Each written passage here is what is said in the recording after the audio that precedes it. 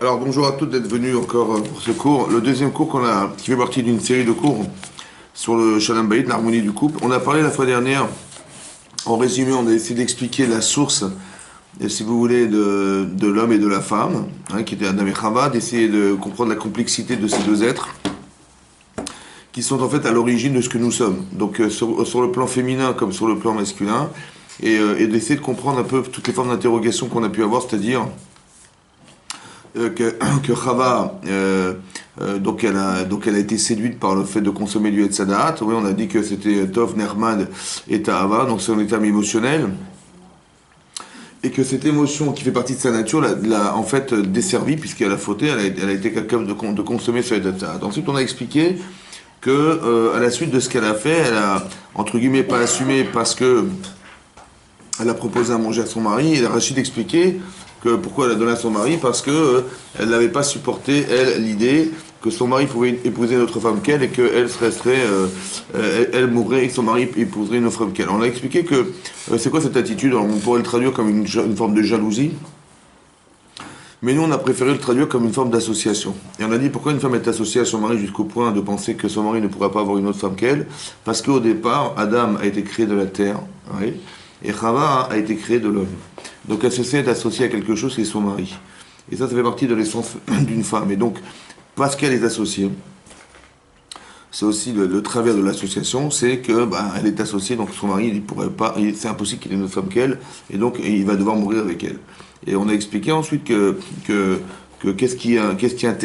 comment ça s'interprète cette relation féminine avec l'homme, c'est d'expliquer que elles se sont associées évidemment et que en fait ce que propose Hachem en proposant à la femme d'avoir des difficultés dans sa grossesse et une difficulté dans l'accouchement, parce qu'elle va souffrir de l'accouchement, c'est d'expliquer que alors je pense que le raisonnement intellectuel c'est le suivant, c'est d'expliquer que, évidemment, il n'y a pas de punition dans la Torah, il n'y a pas de châtiment d'Hachem, il n'y a pas de tu n'as pas respecté la loi, alors on va te châtier. Non, il faut le comprendre comme quelque chose qui est correcteur. Alors qu'est-ce qui est correcteur? C'est de penser, peut-être l'idée, c'est d'expliquer que elle a fait un raisonnement suivant, elle a dit voilà, moi, j'assume, j'ai fauté, mais mon mari, de toute façon, il n'aura pas une autre femme que moi. Donc il faut qu'il meure avec moi. Pourquoi? Parce qu'à l'idée de souffrir, l'idée qu'elle aurait de souffrir à l'idée que son mari allait épouser d'autres femmes qu'elle, c'était pas supportable. Alors il faut qu'il meure pour ne pas qu'elle souffre. Vous comprenez? Comme si qu'on avait ce raisonnement qui était évident de dire je vais éliminer tout ce qui me fait souffrance. Ça va? Et donc qu'est-ce qui resterait réparateur? C'est d'accepter de souffrir pour faire vivre. Vous comprenez? Donc l'accouchement dans la douleur, c'est réparateur psychologiquement de l'engagement qui est celui d'avoir voulu, entre guillemets, éliminer ce qui fait souffrance et d'accepter de souffrir pour faire vivre. Ça va? Et c'est ça qui est réparateur. Donc ça, c'était Adam. Ça, c'était Chava. Adam, on l'a expliqué autrement. On a expliqué que Hachem, quand il s'adresse à Adam,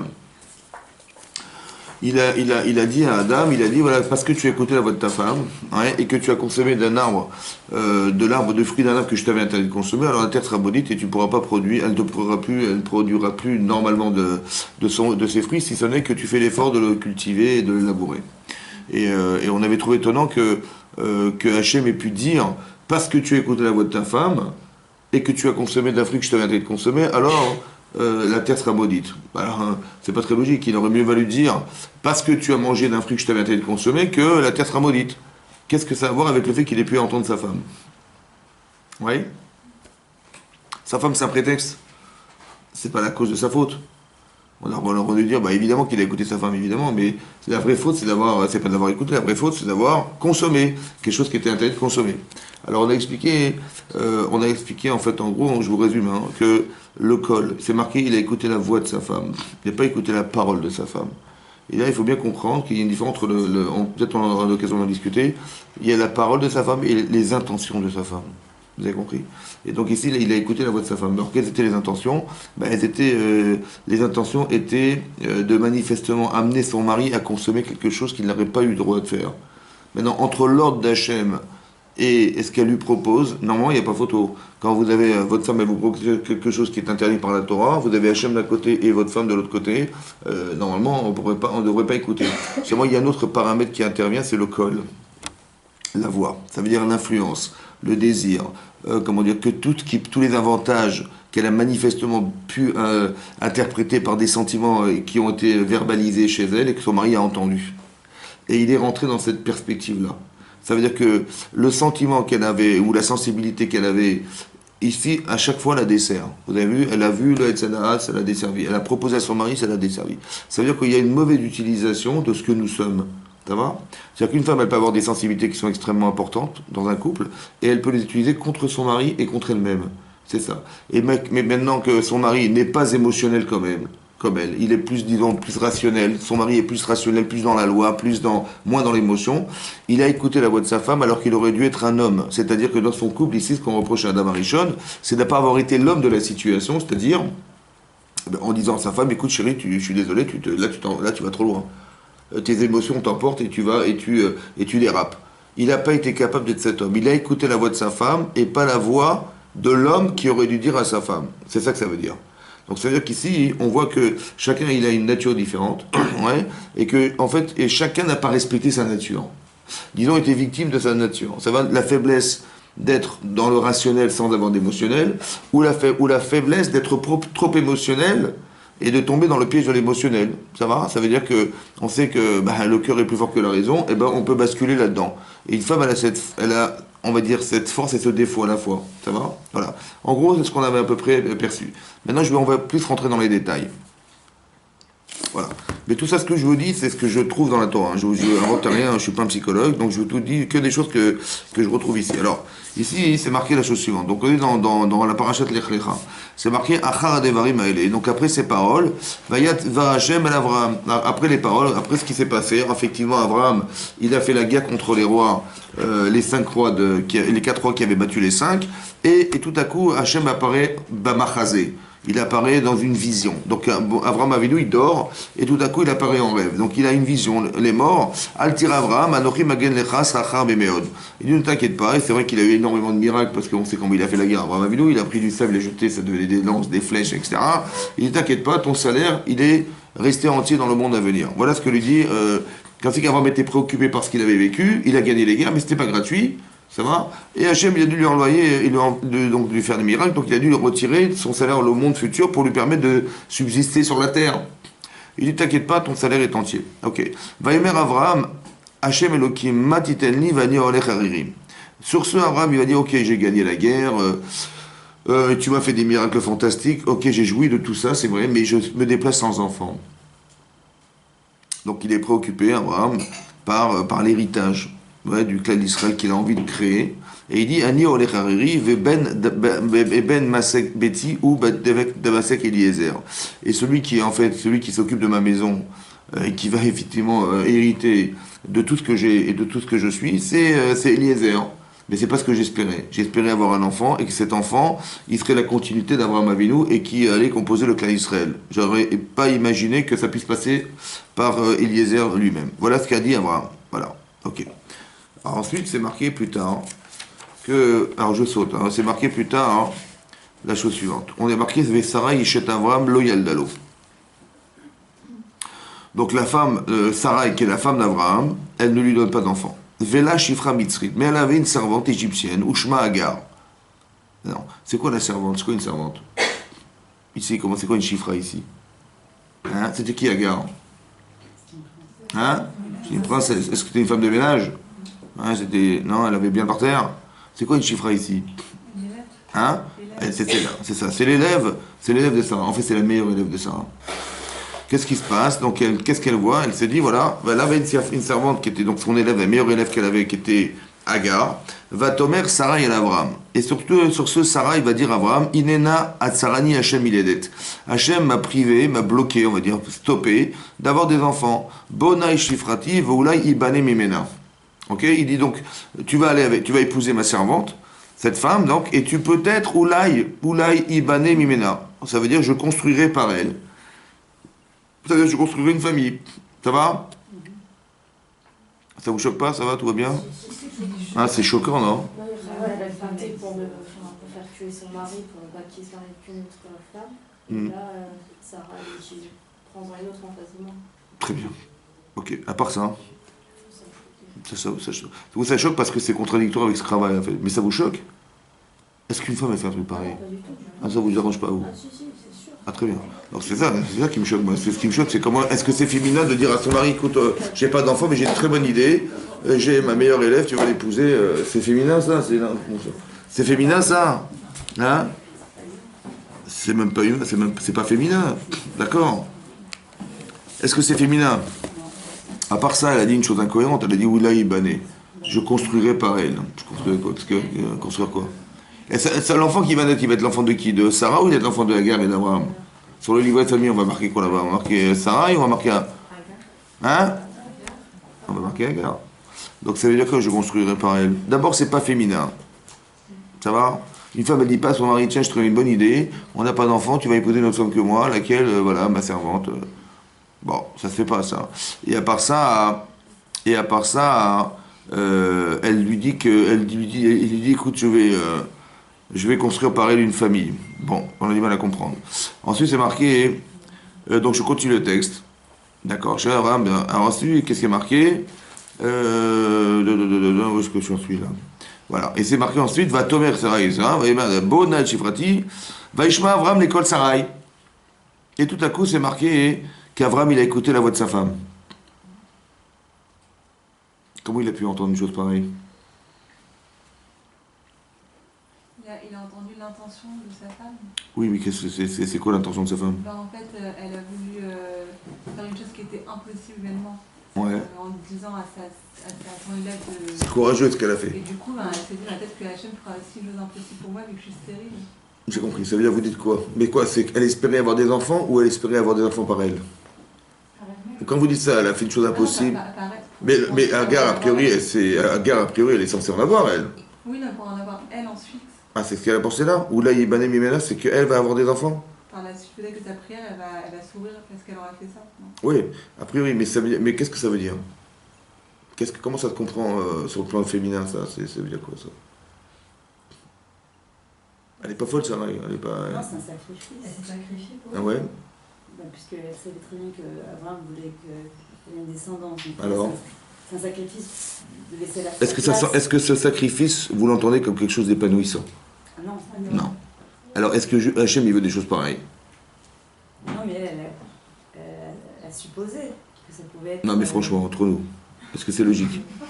Est-ce que quelqu'un dit, ben voilà, je vais faire un truc débile, quoi, je vais donner je fais un sacrifice de femme et que Dieu va m'écouter? On n'est pas, c'est pas... C'est comme on dit, je vais sacrifier mes enfants, je vais les jeter sur le flambeau et comme ça Dieu va me pardonner, je sais pas quoi. Mais c'est pas humain ce qu'elle a fait là, c'est pas féminin du tout. Elle l'a fait pour les familles. Hein? Donc elle a mis justement de côté juste pour sa partie à elle, elle s'est dit qu'elle voulait que sa descendance à lui. J'ai pas compris, elle a mis de côté sa partie. Elle a pensé que à lui en fait. Elle a pensé qu'elle lui. Ouais. Elle s'est mise de côté complètement. C'est bien ça? Elle s'est épanouie. Non mais je vous connais. Non mais là vous le traduisez comme ça veut dire que ça vous paraît cohérent? On peut le faire d'autres noms, mais on peut se Non mais oubliez, est-ce que c'est cohérent? Non, de s'oublier. Alors c'est pas ça qui est marqué. Mais ça veut dire quoi s'oublier? Ça veut dire qu'elle a mis de côté entre guillemets ça. Non mais je comprends en français, mais ça veut dire quoi? Ça veut dire quoi? Qu'est-ce que ça sous-entend? Quoi, il faut une serpillière, il faut quoi? Il faut se taire, il faut s'annuler, il faut faire quoi? Non, elle savait que ça lui faisait plaisir, donc quelque part ça lui envirait la côté. Mais vous imaginez la frustration monstrueuse que c'est ça? Qu'elle voit son mari tous les jours avec elle et lui, elle est... Hein? C'est une torture ça. C'est pas un sacrifice, Hein? Alors, comment vous dites, vous les dames de façon Maison Alfort, hein? Elle avait un intérêt plus grand en fait qu'elle-même. Elle s'est dit peut-être que ce qui compte avant tout c'est la descendance du peuple juif. Ouais. Et que du coup elle s'est sentie utile en donnant le rôle à Hagar. Elle s'est complètement... Ouais. Du coup elle est active d'une certaine façon. C'est vrai. C'est vrai. Je vais dire un truc le côté vraiment pessimiste. D'accord. Vu que c'est vrai que c'est pas logique, peut-être qu'elle s'est dit en fait le problème il dit en fait moi c'est pas Hachem qui veut pas me donner des enfants à moi, il veut pas m'en donner à lui. Et donc nous on va tester avec une autre femme. Et peut-être justement elle en aura genre. Je construirai. Si voulait pas. Voilà. Non. Si Hachem il voulait pas te les donner à toi, il ne donnera pas de mienne. Et elle a des doutes sur elle ou des doutes sur son mari? Sur son mari. Alors peut-être qu'il construira. On verra s'il va construire. C'est ça que on va vérifier. Peut-être c'est pas moi qui est stérile, c'est mon mari, on verra que c'est lui. Hein? Ou là il banné. Ok. Moi je pense qu'elle a pris ça comme une femme porteuse. Ouais, j'ai compris ça, mais est-ce que c'est féminin ça? C'est son mari qui pourrait éventuellement lui proposer, tu sais, on n'a pas d'enfant, qu'est-ce que tu penses si on fait comme ça? En vérité, cette femme, elle a peur de quoi? Elle a peur de divorcer aussi, elle a peur de perdre son mari, elle a peur de... Alors elle propose, mais c'est pas une femme qui propose. Non? Non? Ok. Il devait construire le clan d'Israël, c'est vrai ou pas? Alors je vous pose une autre question. Est-ce qu'on est destructible, nous les juifs? Hein? Attendez, depuis 3300 ans, ça fait 3300 ans qu'on est qu'on a reçu la Torah sur Mosinaï, oui. On a toujours eu des problèmes d'assimilation. Je ne sais pas, entre 60 et 70%. Et le reste, de toute génération, vous de détruire. Bechol Dorvador, Otsim Alenu Lechalotenu. C'est vrai ou pas? Bon, qu'est-ce qui devrait rester de tout ça normalement? Hein? Bah rien. Et on est là ou pas? Mais comment ça se fait? C'est pas normal. Elle dit, je vais construire quelque chose. Mais elle voulait avoir un enfant, ou elle voulait avoir quelque chose qui va au-delà d'une limite? Je m'explique. On sait qu'on a une part au monde futur qui est éternelle. C'est bon? Et aussi, on a une neshama spéciale, parce qu'on a des misotes spéciales. Les non-juifs, ils n'ont pas ce privilège. Oui, de l'éternité, comme nous on peut l'avoir, et ni d'être capable de pouvoir se dire, on ne sera jamais détruit sur la terre. Mais qu'est-ce qui se détruit et qu'est-ce qui ne se détruit pas? En général. Qu'est-ce qui se détruit? Hein? Ce qui est créé par l'homme, c'est vrai. Mais qu'est-ce qui se détruit? Ce qui est dans notre intérêt. Ce qui se détruit, c'est la matière. D'accord? Et ce qui ne se détruit pas, c'est le spirituel. C'est comme ça. Est-ce que vous comprenez que vous pouvez engendrer du spirituel lorsque vous faites abstraction de ce moi qui met une limite à ce que je veux faire de moi? Est-ce que vous comprenez ça? Il faut que j'accouche de quelque chose qui est infini. Soit c'est mon corps qui s'exprime, soit c'est beaucoup plus spirituel ce qui s'exprime. Ça va? Vous avez remarqué une chose bizarre, pourquoi Chava, elle a donné à manger à son mari? Pourquoi? Hein? On a dit pourquoi? Parce que quoi? Il fallait qu'il meure pour... Parce qu'il fallait pas qu'il ait une autre femme que moi. Donc pour ne pas que je souffre à l'idée qu'il y ait une autre femme, oui, alors il faut qu'il disparaisse avec moi. C'est ça ou pas? Est-ce que ce que fait Sarah, c'est pas essayer de réparer cette faute de Chava? C'est-à-dire, de dire, voilà, elle n'a pas été capable de faire abstraction de son amour personnel avec son mari ou de son attachement à son mari parce qu'il fallait qu'il meure avec elle. Alors qu'est-ce que dit Hachem? Écoute, tu vas accepter de souffrir dans la douleur. Mais manifestement, c'est pas ça qu'on lui propose à Sarah puisqu'elle n'a pas d'enfant. Qu'est-ce qu'on lui propose à votre avis alors? Ben de réparer ce que Chava n'a pas accepté. Non? Non? Peut-être c'est ça qu'on lui propose. Et c'est ça qu'elle a compris. Que le cas Israël n'a pas pu se construire par elle. Parce qu'elle a manifesté le désir d'éliminer ce qui était la source de son problème. Peut-être que moi, ce qu'on me demande, puisqu'on ne me demande pas de souffrir en accouchant, on ne me demande pas ça. Forcément, on demande autre chose. Et peut-être qu'on me demande de construire ce qui va être le cas Israël en faisant abstraction de moi pour accepter ce que Chava a refusé. Et comme si que la réalité du cas Israël, de ce qui va être naître, va être une triangulaire entre deux femmes et un homme. Ce que Chava a refusé de vivre. Vous comprenez ce que je veux dire? Maintenant, quand on fait abstraction de soi oui, c'est pas de la souffrance qu'on attend de ça. C'est de faire abstraction de... Comme si que mon corps, il était d'accord de vivre une expérience pareille, qui est spirituelle, que d'engager ma vie à ce que, comment vous dire, Hachem, il puisse organiser que ce que Chava n'a pas su faire, eh ben moi, je vais le faire. Vous avez compris ça? Ok? Ça fait partie de cette réparation, entre guillemets. Ça veut dire soit j'accepte de souffrir pour faire vivre, d'accord? Soit j'accepte de partager ce que n'a pas su faire Chava pour faire vivre. D'accord? C'est peut-être ça qu'elle a compris, elle. Et donc, qu'est-ce qu'elle fait? Elle fait ça. Bon, c'est un sacrifice personnel qui est énorme, hein. Je ne sais pas si vous vous rendez compte de ce que ça veut dire. Vous êtes des femmes, vous comprenez très bien. Donc, c'est marqué, et donc, qu'est-ce qui se passe? Vatikar Sarai, donc elle a pris, voilà, d'accord. Misri de Shifra, etc. Avram qui est là, d'accord. Donc c'est marqué Vatar, donc Vatikar Sarai et Shat Avram, donc après qui a accepté. Donc c'est peut-être ça qu'il a entendu Avram. C'est ça que je voulais vous expliquer, ce sentiment, le col qu'il a entendu d'elle, c'est ça. Ok? Vatikar Sarai et Shat Avram et Tagar. Donc elle prend sa servante, Vashifrata Miket et Ser Shanim, alors que ça faisait déjà 10 ans.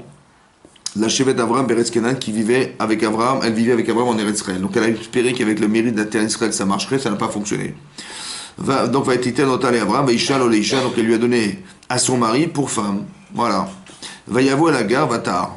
Et donc effectivement, elle va avec Agar, elle va avec Avram, et elle tombe enceinte. Va terre qui arata. Et lorsqu'elle tombe enceinte, va tekal gvirta berenea. Vous avez compris? Vatekal Gvirta Benea. Elle est devenue légère, sa maîtresse, à ses yeux. On fait une triangulaire. Il faut faire les Shem Shamaïm. Ça va? Ça veut dire quoi? Tu acceptes d'être la femme qui va permettre au clan Israël d'exister, puisque moi, je répare cette faute d'Achava, et toi, tu es la femme intermédiaire, qui est la femme que Adam aurait dû épouser. Ça va? Qu'est-ce qui se passe? Vatekal Benea. Elle devient légère à ses yeux. Rachid dit, mais finalement, elle est restée des années, des dizaines d'années avec Abraham. Elle n'a pas eu d'enfant. Et moi, je suis tombé enceinte. Donc, c'est qui la femme d'Abraham? C'est qui la vraie femme d'Abraham? C'est qui la vraie femme qu'Hachem a choisi d'être la femme qui va engendrer le clan Israël? C'est qui? Dites-moi, c'est qui? C'est moi, ça va, c'est moi. Et elle devient orgueilleuse. Et elle a tout gâché. Est-ce que vous comprenez qu'elle a tout gâché? Parce que dès l'instant où tu mets du moi dans quelque chose, tu enfermes dans la limite du moi. Mais on ne peut pas, nous, on veut créer de l'infini, nous. On veut créer du clan Israël qui ne va jamais disparaître. Un clan Israël qui va engendrer un Olam. C'est ça qu'on veut faire. C'est ça qu'on veut faire. Or, elle se vante. Et lorsqu'elle se vante, elle gâche tout. Va Tomer, Sarah et Abraham. Et sur ce, Sarah, elle va s'adresser à Abraham. Et elle va dire une chose étonnante. Et ça, il faut comprendre. En tant que femme. Hamasi alecha. Hamas, c'est quoi le Hamas? La violence. Ça peut être aussi le vol. Ça va? Il y a marqué comme ça. Hamasi alecha. Qu'est-ce qu'elle a dit à son mari? On ne sait pas, on n'a pas compris. Anochi natati shifrati becheker. Je t'ai donné ma servante dans ton sein. Va terrer, et elle a vu qui arata qu'elle est tombée enceinte. Va ekal be'enea. Et je suis devenu légère à ses yeux. Ça va? Ishpot Hashem beni u bencha. Hashem jugera entre toi et moi. Elle n'est pas gentille là. Bon, je recommence. Va Tomer Sarah et Abraham. Elle s'adresse à Abraham, à son mari. Un, qu'est-ce qu'il a à voir là-dedans? Deux, Hashem Ishpot beni u bencha. Elle est d'une violence effroyable. Hein? Pourquoi elle fait ça? Pourquoi elle dit ça? Parce que j'étais légère à ses yeux. Et quoi? Hein? Tout à coup, elle devient complètement virulente. Comment? C'est ça. Il n'a pas réagi, c'est ça qui est dérangeant. Qu'est-ce que vous apprenez de là? La nature féminine, qu'est-ce que vous apprenez de là? Hein? Non, ça j'ai compris ça. Mais la virulence de sa femme, la virulence de sa femme, la violence de. Ça veut dire quoi entre nous? Ça veut dire quoi Hachem Mishpot Binometra? Hachem jugera entre toi, ça veut dire quoi? Hein? Tu choisis entre elle et moi. Ah non, Hachem va juger entre toi et moi. Ça veut dire, moi j'ai souffert. À cause de qui j'ai souffert de ça? Moi j'ai donné ma vie pour toi. J'ai donné cette femme, j'ai espéré que madame elle se vante et quoi? Ben adresse-toi à elle. Pourquoi je t'adresse à Abraham? Qu'est-ce qu'elle a voulu dire, hein, Sarah? C'est son mari, elle pensait au moins qu'il allait intervenir. Et quand il n'intervient pas, qu'est-ce qu'elle devient elle? Mais pourquoi elle est mauvaise? Pourquoi elle est mauvaise, méchante comme ça? Elle veut tuer son mari là. Hachem il va juger entre toi et moi. Hein? Mais j'ai compris, mais ça va, il n'a pas joué le jeu, d'accord, ça va, mais il va pas mourir parce qu'elle n'a pas joué le jeu. Elle est très virulente, Sarah, ici. Qu'est-ce que vous avez compris de là, dans un mécanisme émotionnel fort? Qu'est-ce que... Elle a un retour de sa part. Pour elle, elle n'existe pas, donc elle sent la personne qui pourrait aller plus important. Ah non, non, elle existe à fond la caisse, puisqu'elle va remplacer, elle existe à fond. Mais au niveau elle est plus importante à son cœur, son mari, que Gaïa. Évidemment, évidemment. Mais on va dire, le manque de réaction de son mari, ça la rend folle. Mais folle. Hein? Ramassi Alecha. Elle lui dit, si toi t'as pas vu le sacrifice que moi j'ai fait, Hachem il est au courant et c'est lui qui va remettre les points. Eh ben qu'elle dit à Hachem, écoute, je suis désolé, mon mari il est aveugle. Mais pourquoi elle lui en veut comme ça? Qu'est-ce que ça veut dire? C'est quoi? C'est la justice. Hein? En fait, elle est carrément frustrée que ce soit elle qui... Très bien. Donc qu'est-ce qu'on apprend de là? Mais frustrée à cause de quoi? À cause de son manque de réactivité, il a pas... Oui, mais j'ai pas compris. Attendez, réfléchissez bien. Elle est très amoureuse, elle est très très fortement attachée à son mari ou pas? Avec un petit écart. Un petit écart, c'est un écart de manque de considération, ça devient explosif. Dans les couples, c'est comme ça. Comment? Mais c'est ce que je vous dis.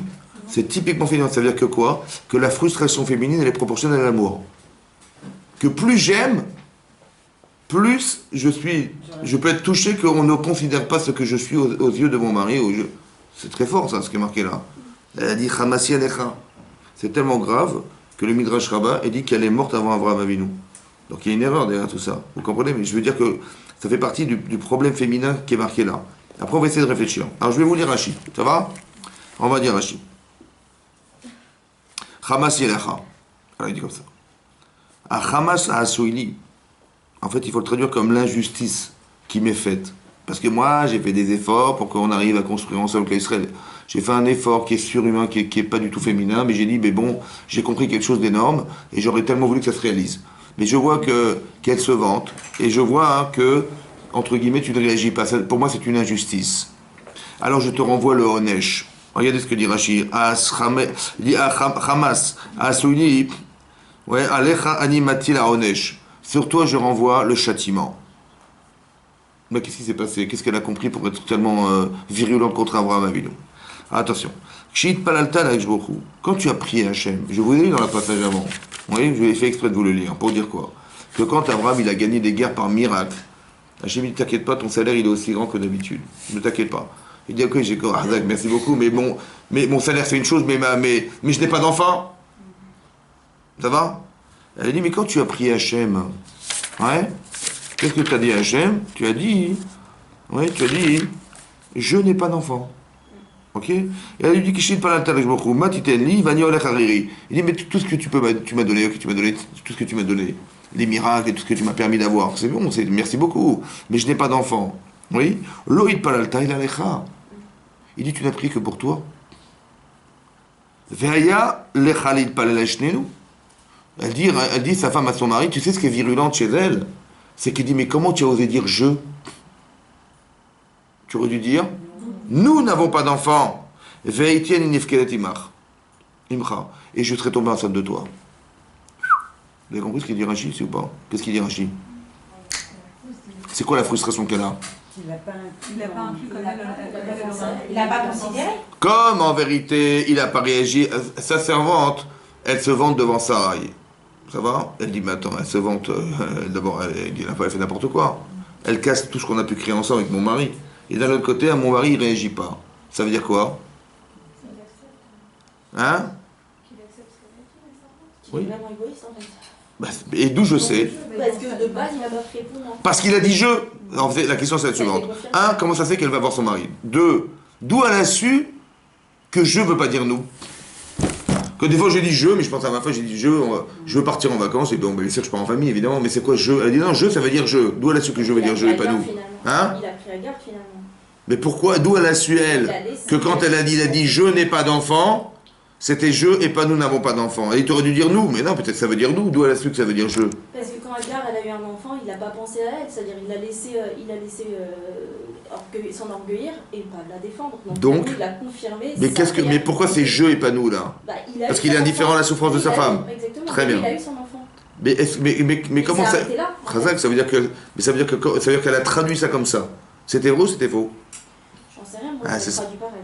Hein? J'aurais traduit pareil. Ouais, c'est vrai. Mais elle a eu tort ou pas? Elle a eu tort ou pas? Sûrement, parce que c'est Abraham. Alors qu'est-ce qu'on apprend de là?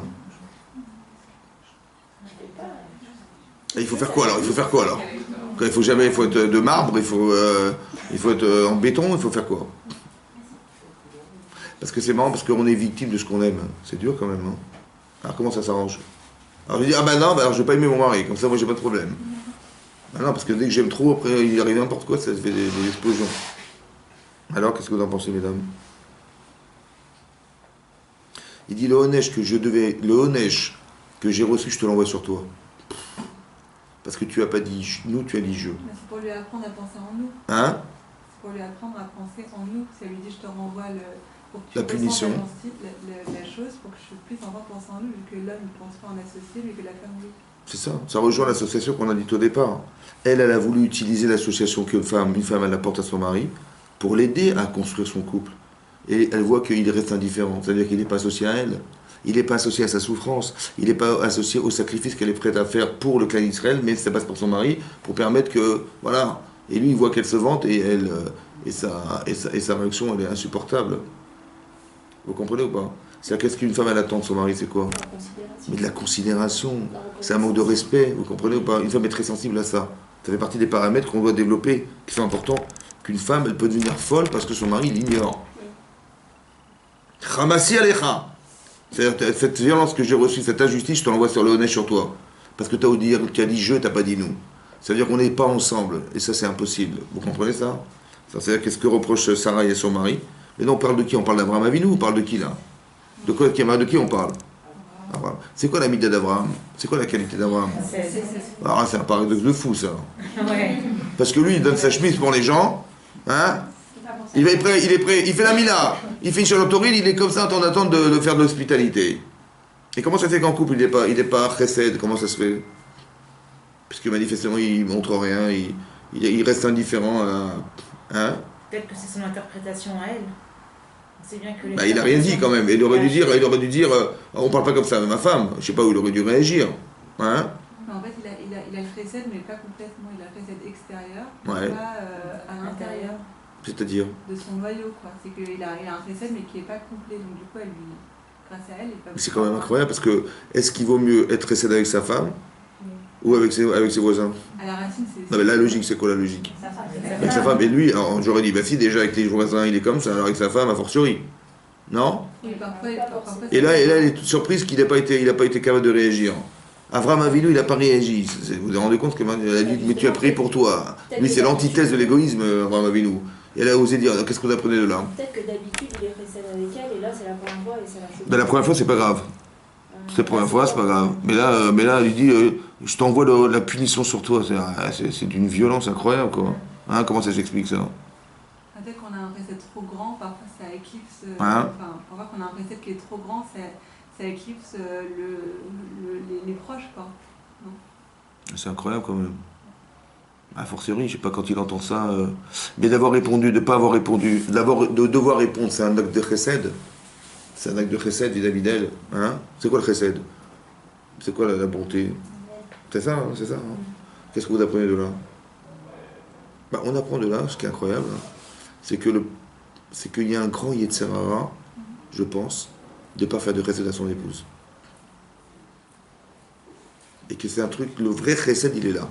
Mais comme c'est le vrai, alors il arrive à s'acharner pour ne pas que ça puisse se faire. Vous comprenez ça? Il ne faut pas vous étonner que ça puisse ne pas se réaliser. Parce que nous, on tire des leçons de ces histoires, hein, de ce que la Torah nous raconte. On tire des leçons, on essaie de comprendre des choses, de se rendre compte que Avraham Avinu, qui est l'homme du chesed par excellence, qui ne pense, il ne pense pas à lui, il pense qu'aux autres. Et bien quand bien même en couple, il a un souci de chesed. C'est-à-dire que le vrai chesed, le partage, il se fait en couple. Et là, il y a un acharnement du Yetzer qui va effectivement briser cette relation. Mais non, soit je l'accepte, nous on apprend de Sarah qu'elle ne l'a pas accepté. Venant de son mari, c'était insupportable. Donc elle a été victime d'un sentiment de frustration très profond, parce que le projet qu'elle a, il est tellement énorme que lorsqu'elle voit que ça ne se réalise pas à cause du manque de réaction de son mari, elle peut être virulente contre lui. Ça va? Alors comment ça se comprend maintenant? Comment je peux... Moi j'ai compris qu'elle est tombée là-dedans. Alors toutes les femmes, elles vont tomber dans ce panneau. Hein, toutes les femmes, elles vont... une femme est émotionnelle, elle s'attache à son mari, à ses enfants, etc. Donc elle a peur de perdre cette relation, elle est prête à sacrifier sa vie pour permettre à son mari d'avoir des enfants et que son rêve se réalise, parce qu'il a dit je n'ai pas d'enfants. Et elle se rend compte que comme il ne réagit pas, comme il faut, oui, ça veut dire que lui, ce qui l'intéresse, c'est d'avoir des enfants. Alors elle va lui procurer ce plaisir d'être père. Mais il dit je n'ai pas d'enfants. Et elle a dit une chose importante qu'il faut retenir. Elle a dit, je comprends pourquoi je n'ai pas d'enfant. Pourquoi? En quoi c'est une injustice? Parce que si, moi, au départ, j'ai cru que le problème venait de moi, moi, je suis Chava, moi. Ça va? Donc, je lui ai dit, je vais proposer à mon mari d'avoir une autre femme que moi et je vais réparer la faute de Chava. Mais je me rends compte que c'est une injustice. Vous savez pourquoi? Vous savez pourquoi? Parce que mon mari, il dit je. Il aurait dû dire nous. Mais c'est pour ça que ça n'a pas fonctionné. Parce que mon mari ne m'a pas considéré. Donc, Hachem, il va donner des enfants à qui? Abraham, mais elle n'est pas là, Sarah, dans sa tête. Ah, il ne veut pas donner, c'est une injustice. Moi, je fais des efforts, je me rends compte que mon mari, il ne me considère pas. Comment tu veux que je tombe enceinte d'Abraham Avinu si Abraham, il n'a pas de considération de sa femme dans sa tête? La preuve, c'est que quand elle s'est vantée, il n'a pas réagi. Je ne peux pas tomber enceinte de lui. Ça veut dire que vous avez compris ce que ça veut dire? C'est incroyable. C'est pas son film à elle, non? Hein? C'est pas son film à elle? C'est pas son imagination qui fait qu'elle pense comme ça? Parce que Abraham Avinu, comment on peut penser à un seul instant qu'il n'ait pas considéré Sarah? Non. Alors, comment vous avez compris? Moi j'ai compris que tout simplement, non, je pense que c'est son diminution. D'accord, d'accord, mais comment vous avez compris que lui n'a pas réagi alors? Peut-être qu'il y a des méfarchim qui expliquent que son silence était voulu, volontairement. Alors peut-être qu'il y a une logique masculine maintenant, il faut réfléchir à la logique masculine. Peut-être, non, peut-être, ou masculine, ou rouhani surtout, peut-être. Oui, mais masculine, puisque elle, au féminin, elle a dit mon mari il aurait dû réagir. Voilà, elle s'est sentie ne pas être respectée par son mari parce que son silence est révélateur que et ça veut dire je, et pas nous. Parce que si c'était nous, t'aurais un peu plus de considération de moi, t'aurais pas supporté que cette femme, elle parle de moi comme ça. Donc c'est-à-dire qu'il n'y a pas de nous, il y a je. C'est ça qu'elle a dit, oui. Mais pourquoi il a dit je, lui? Et pourquoi il n'a pas réagi, pardon? En vérité, ça voulait dire je ou pas? Bon, j'en sais rien. En tout cas, ça veut dire qu'il y a une violence exprimée qui n'était pas légitime. Mais s'il y a un jeu de Yetzer, c'est qu'il y a une fausse lecture, a priori, vous avez raison. Donc pourquoi il a réagi comme ça, lui? Lui qui est, on va dire... Parce qu'il n'a pas été touché, donc... Ah, il n'a pas été touché, quand même. Quelqu'un qui se moque de sa femme, ça le touche, non? Peut-être si elle est enceinte et tout, ça se peut faire Hein? Comment? Il a pu se dire, bon, elle est enceinte, en plus elle m'apporte le premier fils que je vais avoir. En plus, cet enfant, elle va le perdre, cet enfant-là. Cet enfant, c'est pas Ishmael qui va naître là. Elle va le perdre, cet enfant.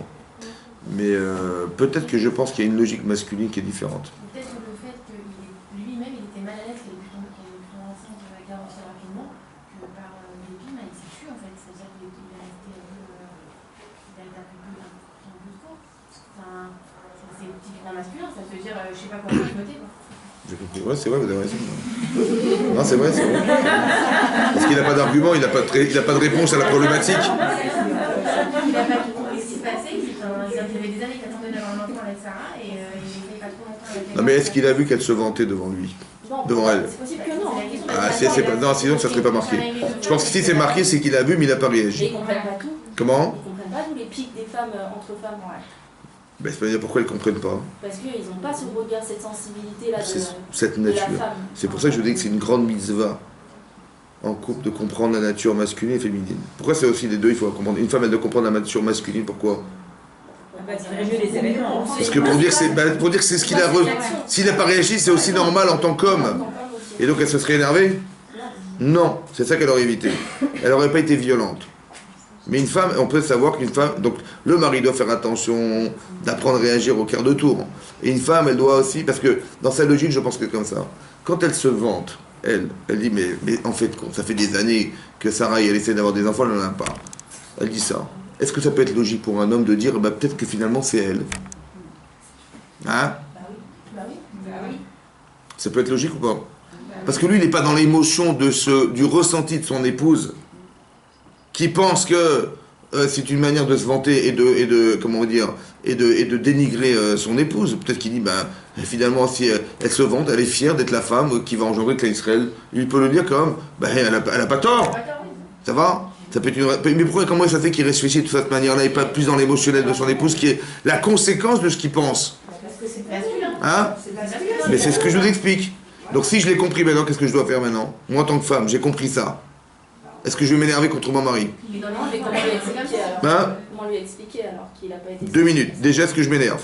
Non. D'accord. Si un jour vous dites à votre mari, mais tu sais quoi? Dieu, il va te punir pour ce que tu as fait. Il va t'envoyer la tempête de je sais pas quoi sur la tête. Qu'est-ce qu'il va dire votre mari? Hein? Il va dire t'es folle ou est-ce qu'il va dire mais évidemment qu'elle a raison, la tempête, mais c'est sûr que je vais la prendre dans la figure. Qu'est-ce qu'il va dire à votre mari? Il va dire quoi votre mari? Attendez, moi je lui dis comme ça, elle va s'énerver, elle va dire mais tu sais quoi? Elle va s'énerver, elle va dire mais tu sais ce qui m'arrivait, cette punition, je te l'envoie sur la tête et tu vas voir que tu vas mourir. Elle dit Hachem il va te juger, voilà. Il a compris Hachem, Hachem, quand toi t'as rien compris. Et ben Hachem va t'envoyer la punition, voilà ce qu'il va faire de toi. Bon, lui va faire qu'est-ce qu'il va dire son mari? Après il va dire est-ce qu'il va accepter? Bah non, mais T'as pas compris, c'est ça, il va pas. Donc finalement ça aboutit à quoi cette histoire? Lui il a rien compris et elle s'est énervée et final, qui c'est qui a gagné? Yetzer il a gagné. Ah ouais. Vous avez compris? Parce qu'il s'amuse le Yetzera avec tout ça. Qu'est-ce qu'il fait? Il fait tiens, t'as vu ton mari comment ton mari te traite? T'as vu? Et l'autre il dit il comprend rien parce qu'il dit mais bah, peut-être qu'elle a raison. En fait on se comprend pas. Pourquoi? Parce que de nature, une femme, elle est très sensible à un investissement personnel qu'elle engage pour son mari. Et quand elle voit pas que l'autre monsieur y suit, elle devient folle. Et lui il dit mais c'est pas pour ça que j'ai pas réagi, j'aime ma femme, mais bon, elle a dit ça, peut-être qu'elle a raison, je sais pas. Il n'a pas eu le temps de réagir parce qu'il est plus dans la réflexion de ce qu'il entend, de l'émotion de ce qu'il entend. Ce qui est marrant, c'est un peu contradictoire. Pourquoi? Parce qu'au départ, quand elle propose Agar, il a écouté la voix de sa femme. Donc il entend le projet. Ça veut dire que vous apprenez un autre yesod chez les hommes, un autre principe chez les hommes, c'est qu'ils peuvent entendre une sensibilité féminine, mais ne pas réagir parce que pour lui, il y a un autre plan de lecture qui est celui de la rationalité du rapport à cette situation. Vous avez compris pas? Quand vous avez compris ça, vous pouvez dire, mais il n'a pas réagi? Non. Parce que moi, je peux le traduire comme, bah, tu m'aimes pas. Bah, attends, tu dis je, mais ça veut dire quoi? Tu veux dire je, mais alors tu aurais dû dire nous, donc c'est-à-dire si tu dis que je, tu dis pas d'âme, bah, c'est que tu m'aimes pas. Ça, c'est la réaction d'une femme. Mais est-ce que c'est vrai qu'il n'aime pas son mari? Mais pas du tout. Vous avez compris pas? C'est-à-dire que tout de suite, on interprète comme c'est un manque d'amour, un manque de considération, un manque de je sais pas quoi. Mais ce n'est pas du tout dans la tête de cet homme, aucun rapport. Vous comprenez ce que je veux dire? C'est très important que vous compreniez qu'il y a une logique masculine et une logique féminine. Et dans ces paradoxes-là, il y a un court-circuit qui s'est créé. C'est ça que je vous dis, les paradoxes, c'est la court-circuit, une situation qui est court-circuit. Et alors, comment je réagis maintenant? J'ai compris dorénavant en tant que femme, et j'ai compris en tant qu'homme. J'ai compris en tant que femme que de toute façon, ça sert à rien de m'énerver. C'est vrai que c'est touchant. Vous dites, mais comment je vais me contrôler? Je vais me contrôler parce que c'est comme si que mon mari, c'est un enfant. Voilà, prenez-le comme ça, c'est pas grave. Mon mari, c'est un enfant, il connaît rien. Il connaît rien. Si je vois l'enfant, il fait des bêtises, l'enfant, il monte sur la table. Bon, si mon mari monte sur la table, je dis, attends, là, Mais si je vois mon fils, il a 5 ans, il monte sur la table, il fait tomber des verres, je dis, bon, bah, c'est un enfant, il sait pas. Donc, quand vous pouvez justifier une situation, vous énervez pas. Je dis, ah, le pauvre, il est bête, il n'a pas fait attention. Mais quand vous voyez votre mari, je dis, attends, vous énervez, c'est normal, oui. Parce que vous voyez l'adulte et là, vous voyez l'enfant. Mais si vous pouvez justifier qu'il y a un enfant derrière un adulte, ce qui n'est pas simple, hein, mais il faut y arriver un jour. Vous voyez, derrière cet homme, il y a comme l'enfant qui n'a pas atteint le niveau qui est celui de l'adulte qui comprend sa femme. Voilà, comme ça, il faut comprendre. Et quand est-ce qu'il attend? Hein? Alors ça, il faut suivre les cours. Mais vous avez compris ce que je veux dire par là, c'est que vous allez vous raisonner en vous disant, en vérité, sa réaction, c'est pas qui... Parce que moi, je l'ai compris comme quelque chose qui était un désamour carrément, quoi. Il dit, je n'ai pas d'enfant. Il dit, ben alors, je comprends maintenant. Elle qui est prophétesse, elle avait 30 ans, quand elle dit je, mais ça veut dire je, mais c'était vrai un vrai jeu, quoi. C'est-à-dire, moi, je suis pas dedans, quoi. Tu vas complètement oublier. Et elle tombe dans un fantasme complètement, comment dire, qui va l'amener à penser que son mari, il l'aime pas du tout et qu'elle va lui envoyer une punition divine, quoi. Mais je vous amène ce passage pour montrer, la virulence féminine qui peut exister dans un couple, ouais, qu'on peut déraper à cause de certains principes émotionnels très puissants qui sont contredits par un mot de considération, ouais. Soit en vérité, vous avez vu qu'elle aurait pu dire, elle aurait pu dire Sarah, attends, je tiens mon mari, je vais m'énerver, attends, on va pas casser la maison, on va encaisser. Comme souvent j'entends, écoutez, mon mari, il est complètement taré, mais bon, c'est pas grave, j'encaisse parce que sinon, ça va, Shalom Bayit, vous comprenez Shalom Bayit? Non, on voit que non, elle a été virulente. Mais d'un côté, la virulence qu'elle a mis ne l'a pas aidée. Donc, c'est vrai que c'est difficile, mais quand vous savez, ça vous permet de vous contrôler. C'est ça qu'il faut comprendre. Quand vous savez que votre mari, il n'a pas une logique féminine. Votre mari, il n'a pas des émotions comme les vôtres. Votre mari, il ne réagit pas comme vous. Il a une autre façon de regarder les messages. Alors vous dites, quand vous voyez ça, vous dites, mon mari, de toute façon, mon mari, il n'est pas comme moi. Ça va? C'est comme je sais pas si un homme, il voit sa femme qui crie dans la cuisine, il dit, qu'est-ce qui s'est écroulé? Il dit, tu sais quoi, j'ai vu une araignée sur l'évier. Je sais pas comment t'as vu quoi? J'ai vu une araignée. Bon, qu'est-ce qu'il croit lui? Hein? C'est cinglé quoi, une araignée. Tu fais ça, tu sais pas. Vous savez quoi? Mais en vérité, qu'est-ce que je dis? Non, ce qu'il faut que tu comprennes, c'est que ta femme, elle n'est pas comme toi. Ça va? Donc quand toi, tu vois une araignée, elle voit une araignée, elle. Ça va? On n'a pas les mêmes... Elle voit comme ça. L'araignée, elle a vu comme ça. Elle a vu un monstre qui est entré dans la maison. Mais tu vois, c'est sa sensibilité qui fait qu'elle voit différemment. Quand tu sais ça, tu dis, quand tu verras une araignée, dorénavant, avant de rentrer dans la maison, je rentrerai avant toi et j'irai vérifier s'il n'y a pas d'araignée à la maison. Ça va? Mais je dis pas, ma femme, elle est folle. Je dis, ma femme, elle est différente. Ça va? Et quand je le sais, j'appréhende et je rentre et je vérifie. Ah oui, parce que quand il voit ça, il dit, mais moi je comprends pas les femmes. Oui, je comprends pas. Mais non, tu sais que tu comprends pas. Si tu comprends qu'elle est différente. Ça va? Et tu comprends qu'elle est différente de toi. Toi, tu vois ça, tu dis, mais tu apprends à comprendre que ta femme, elle n'est pas comme toi. Et bien vous, il fait pareil. Mon mari n'est pas comme moi. Ça va? Il ne raisonne pas comme moi. Il ne ressent pas comme moi. C'est très important que vous le compreniez au départ, parce que ça évite des pièges. Le Yetzer Hara va s'amuser à fracturer ses relations, parce que, attendez, il ne faut pas le faire à moi. Hein. Elle s'est moquée devant moi, il n'a même pas réagi. Et pourquoi elle n'est pas partie se plaindre Elle n'est pas partie remettre les pendules à l'heure à la gare? Pourquoi elle est partie faire son mari?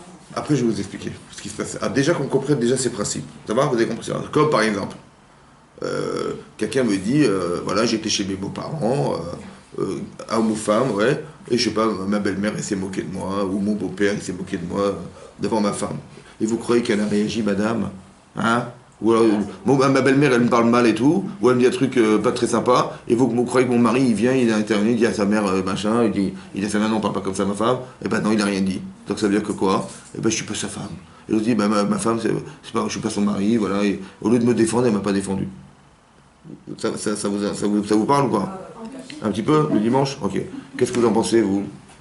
Pourquoi il n'a pas réagi ou elle n'a pas réagi, à votre avis? Parce qu'ils ne sont pas sensibles du tout, ils n'entendent pas. Souvent même, ils disent ah, mais je pense, je sais pas. Non, mais pourquoi vous croyez... Bah, ça, c'est un mensonge, mais pourquoi il n'a pas réagi? Là, comme elle a dit, il ne sait pas quoi dire. Alors, il va mentir. Il a très bien entendu, mais il ne sait pas. Pourquoi il n'arrive pas à réagir? Non, mais des fois, c'est la sensibilité. Attendez.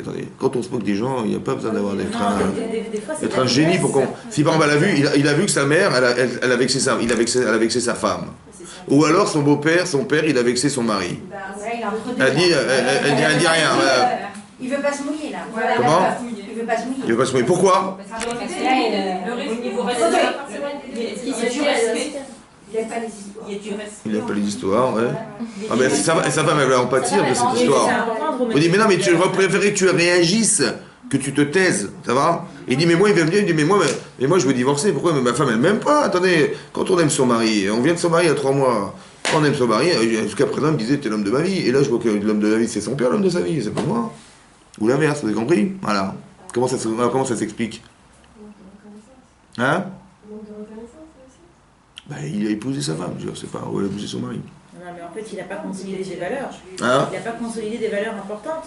Ou peut-être aussi son silence, c'est simplement de la finesse et de remettre à plus tard.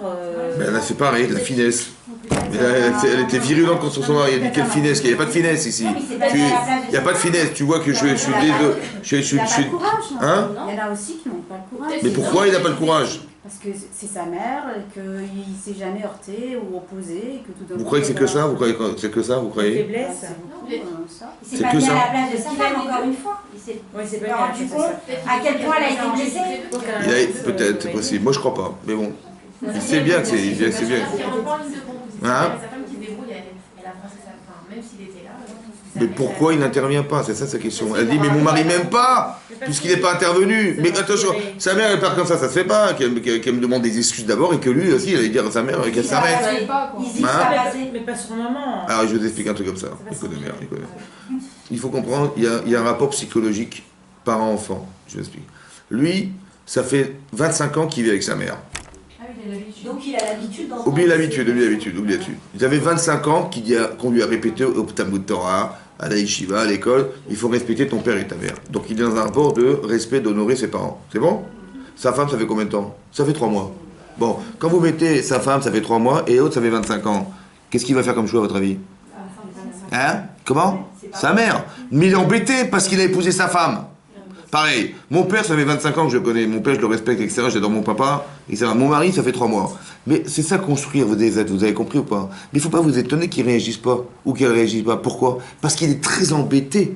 Parce que d'un côté, il a l'impression de ne pas respecter son père ou sa mère devant sa femme, et d'un autre côté, il est contredit par le fait qu'il a épousé sa femme qu'il aime.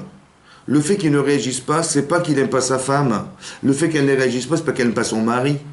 C'est qu'elle est divisée entre le respect de ses parents et le respect de son mari. Là, ça fait 3 mois qu'elle a nourri ce rapport à son mari, et là, ça fait 25 ans. Vous pensez bien qu'il n'y a pas photo? Mais bon, il ne doit pas acquiescer non plus. Encore une fois, il a du mal à réagir. Parce que qu'est-ce qu'il va dire à sa mère?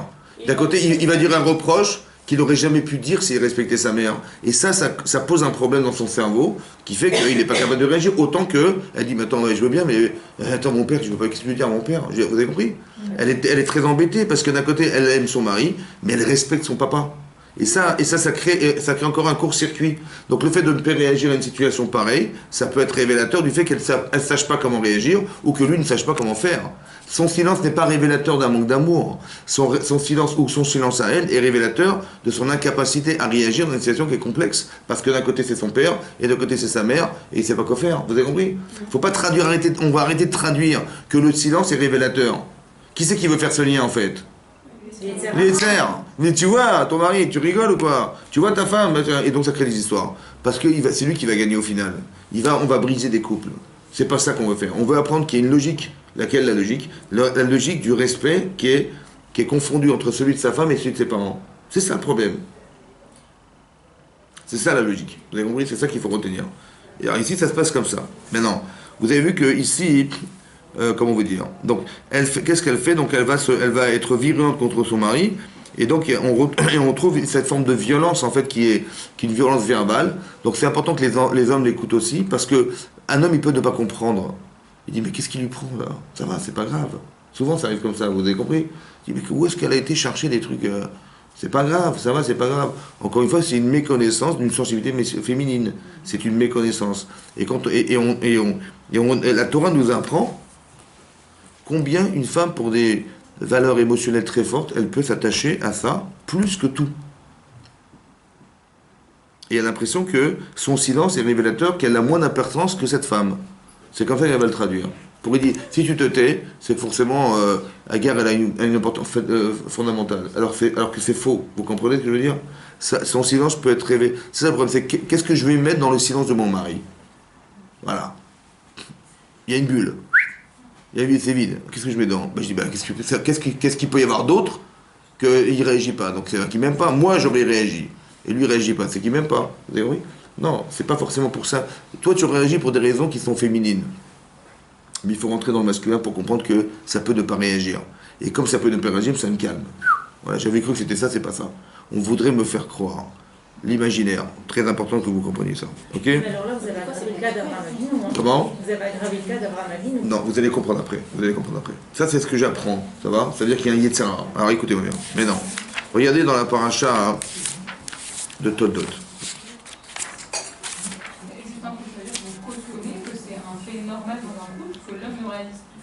Ça peut s'expliquer. Est-ce qu'on a dit qu'il a été en faute, Abraham Avinu? C'est marqué qu'il a fauté, Abraham Avinu, il a fait... Non, c'est-à-dire sa réaction masculine qui fait que... Elle a dit, mais tu as dit je, comment tu as osé dire je? Peut-être que lui, ça l'a construit, en fait, dans sa vie de couple. Parce que maintenant, il va dire, ouais, dorénavant, il faut que j'exprime des choses. Parce que ma femme, elle va croire que je l'aime pas. Donc, il va apprendre des choses. Regardez ce qui est marqué dans la paracha Toldot. Regardez la différence. C'est marqué là-bas, hein, Vaïtzrak ben Arbaïm Shana. Donc Yitzhak, on parle d'un nouveau couple. Yitzhak, il avait 40 ans. Bekarto et Rivka. Lorsqu'il a épousé Rivka, Bat Bethuel, qui était la fille de Bethuel, Arami, donc qui était un araméen, mais pas d'un Aram, elle vivait à Padan Aram, Machot Lavan, elle était la fille de Lavan. Arami Loïcha, d'accord. Vayarater Yitzhak Lachem.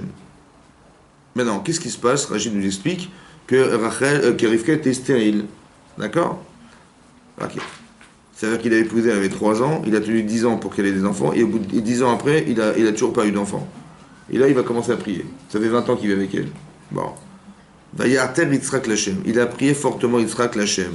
L'Enochachishto, en présence de sa femme, qui a Karaï parce qu'elle était stérile. Ça va? Vayarter l'eau. Et Hachem lui répond, à lui, donc il lui répond fortement, Vatar Rivka Ishto, et donc elle est tombée enceinte de sa femme. Ok. Moi, j'ai un problème. Je comprends pas. Rachid explique que c'est quoi en présence de sa femme? Il a prié fortement Yitzhak en présence de sa femme. Rachid dit, elle était présente dans la chambre. Voilà, elle était dans un coin de la maison, elle priait pour avoir des enfants, et lui priait dans un coin de la maison. Donc le pshat, c'est sur le plan géographique. Maintenant, ce qui veut dire, c'est dans la construction de la phrase. Vayatar Yitzhak Lachem. Il a prié fortement Yitzhak. Hachem, l'Enochach Ishto, en présence de sa femme, qui a Karaï, parce qu'elle était stérile. Bon, qu'elle soit présente, c'est essentiel ou un détail? Non, c'est essentiel. Hein? Pour que ça soit elle qui enfante, en fait. Est-ce que c'est essentiel de savoir que géographiquement, elle était là? Bon, alors, si, elle était Rachid, qu'elle était là dans un coin. Ok. Moi, j'aurais écrit, Vaïtar Yitzhak Lachem, il a prié fortement Hachem, parce qu'elle était stérile, en présence de sa femme. Non? Non? Justement, c'est pas pour ça qu'ils veulent. 2 minutes. Attendez, je vous pose la question. C'est marqué, il a prié fortement Hachem, Yitzhak, en présence de sa femme. Non, il a prié Yitzhak Hachem. Pourquoi il a prié? Parce qu'elle était stérile. Bon, elle était là. Aussi, elle a prié pour Hachem. Très bien. Mais j'aurais marqué en présence de sa femme, après avoir dit qu'il a prié pour sa femme qui était stérile. Pourquoi on a mis la présence avant de parler de la raison qui est la stérilité? Parce qu'il a réparé ce que n'a pas fait Abraham avec Sarah. Abraham, en priant, il a pris... Vous avez compris la différence, Chazak? Mais ça veut dire quoi en vérité? Alors je vous pose une question comme ça. Rivka n'a pas d'enfant. C'est bon? Et Avram n'a pas, et Yitzhak n'a pas d'enfant. Qui c'est qui souffre le plus? Lui qui n'en a pas ou elle qui n'en a pas? Hein? C'est elle. Pourquoi c'est elle? Ben, elle n'a pas d'enfant, il n'en a pas. Pourquoi c'est elle qui souffre le plus? Hein? Et lui qui donne. Pourquoi elle souffre plus? Parce que lui, pour en avoir un autre, Très bien. D'accord, donc elle se sait, peut-être qu'elle n'aura jamais d'enfant. Khazak. Donc un, ça veut dire un peu d'enfant. Et puis deuxièmement. Hein? Comment? il va prendre une autre femme. Ça j'ai compris. Donc elle souffre parce que lui il pourra toujours en avoir, mais moi je n'aurai peut-être jamais de ma vie. Donc elle souffre de ne pas pouvoir avoir d'enfant. Un. Ok, deuxièmement. Un. Est-ce qu'elle est sûre que ça vient d'elle qu'elle n'a pas d'enfant? J'ai pas compris. Est-ce qu'elle est sûre que ça vient d'elle? A priori, c'est pas normal qu'il n'ait pas d'enfant. Bon, ça peut-être vient de lui. En tout cas, elle pense que ça vient d'elle. Mais pourquoi elle souffre plus que lui? Alors vous dites parce que, plus. Lui aussi il aime. Pourquoi elle va vous m'avez dit clairement qu'une femme elle souffre plus qu'un homme. Pourquoi? Comme ça, c'est le côté maternel. Souffrance. Non, je ne parle pas de l'intensité de la souffrance. Je parle des paramètres de la souffrance. Il y a combien de paramètres dans la souffrance ici? Combien? C'est bon? Je pense que elle dit, mais moi, j'aurai pas d'enfant, comme vous avez dit. 2, qui c'est qui peut procurer le bonheur à son mari d'être père? C'est elle. Elle ne peut pas lui permettre ce bonheur, elle ne peut pas. Et deuxièmement, je pense qu'elle a peur de divorcer. Parce que lui, il va combien de temps il va attendre de ne pas avoir d'enfant? Donc elle va d'accord. Donc elle a peur de divorcer. Elle a peur de pas malheureusement procurer un bonheur à son mari d'être père. Et 2, parce qu'elle risque de ne jamais en avoir. Alors que lui, il peut se remarier. Ça va, il y a moi. Ça va ou pas? Bon, elle n'a pas d'enfant. Elle dit à son mari, tu sais, on n'a pas d'enfant. Je dis, bon, j'ai compris, qu'est-ce que tu veux que j'y fasse? Elle va voir un gynéco. Occupe-toi de tes problèmes de femme. C'est ça qu'il aurait pu dire, oui, non. Qu'est-ce qu'il a fait, lui? C'est impliqué. D'où je vois qu'il s'est impliqué? Parce qu'elle était présente. Elle était présente où? La pièce. Non. Dans sa tête. Qui c'est qui souffre le plus? C'est elle. Moi, je souffre, mais ma femme, elle souffre encore plus que moi. Qu'est-ce que je vais faire? Je vais prier Hachem en me mettant dans la souffrance de ma femme. Parce que moi, j'en ai une, bien sûr, j'en ai une. Mais je vais inclure la présence de ma femme dans ma tête. Et je vais trouver ça comme argument qui est un booster de prière. À la différence d'Abraham, il a dit, je n'ai pas d'enfant. Il lui dit, mais nous n'avons pas d'enfant. D'où je vois qu'il a dit ça? Parce que c'est marqué dans le texte, il a prié Hachem en présence de sa femme. Ça veut dire que la vraie préoccupation, c'est quoi? Pourquoi il n'a pas parlé de stérilité? Il a dit oui, après d'enfant, parce qu'elle était stérile. Vous savez pourquoi? Comme si que la stérilité, ça n'était qu'un moyen de se lier. Vous avez compris ce qu'il a compris, ça? J'ai une question. Il y a un midrash qui dit qu'elle lui a un vu parce qu'elle Qui? Rachel. Là, on ne parle pas de Rachel.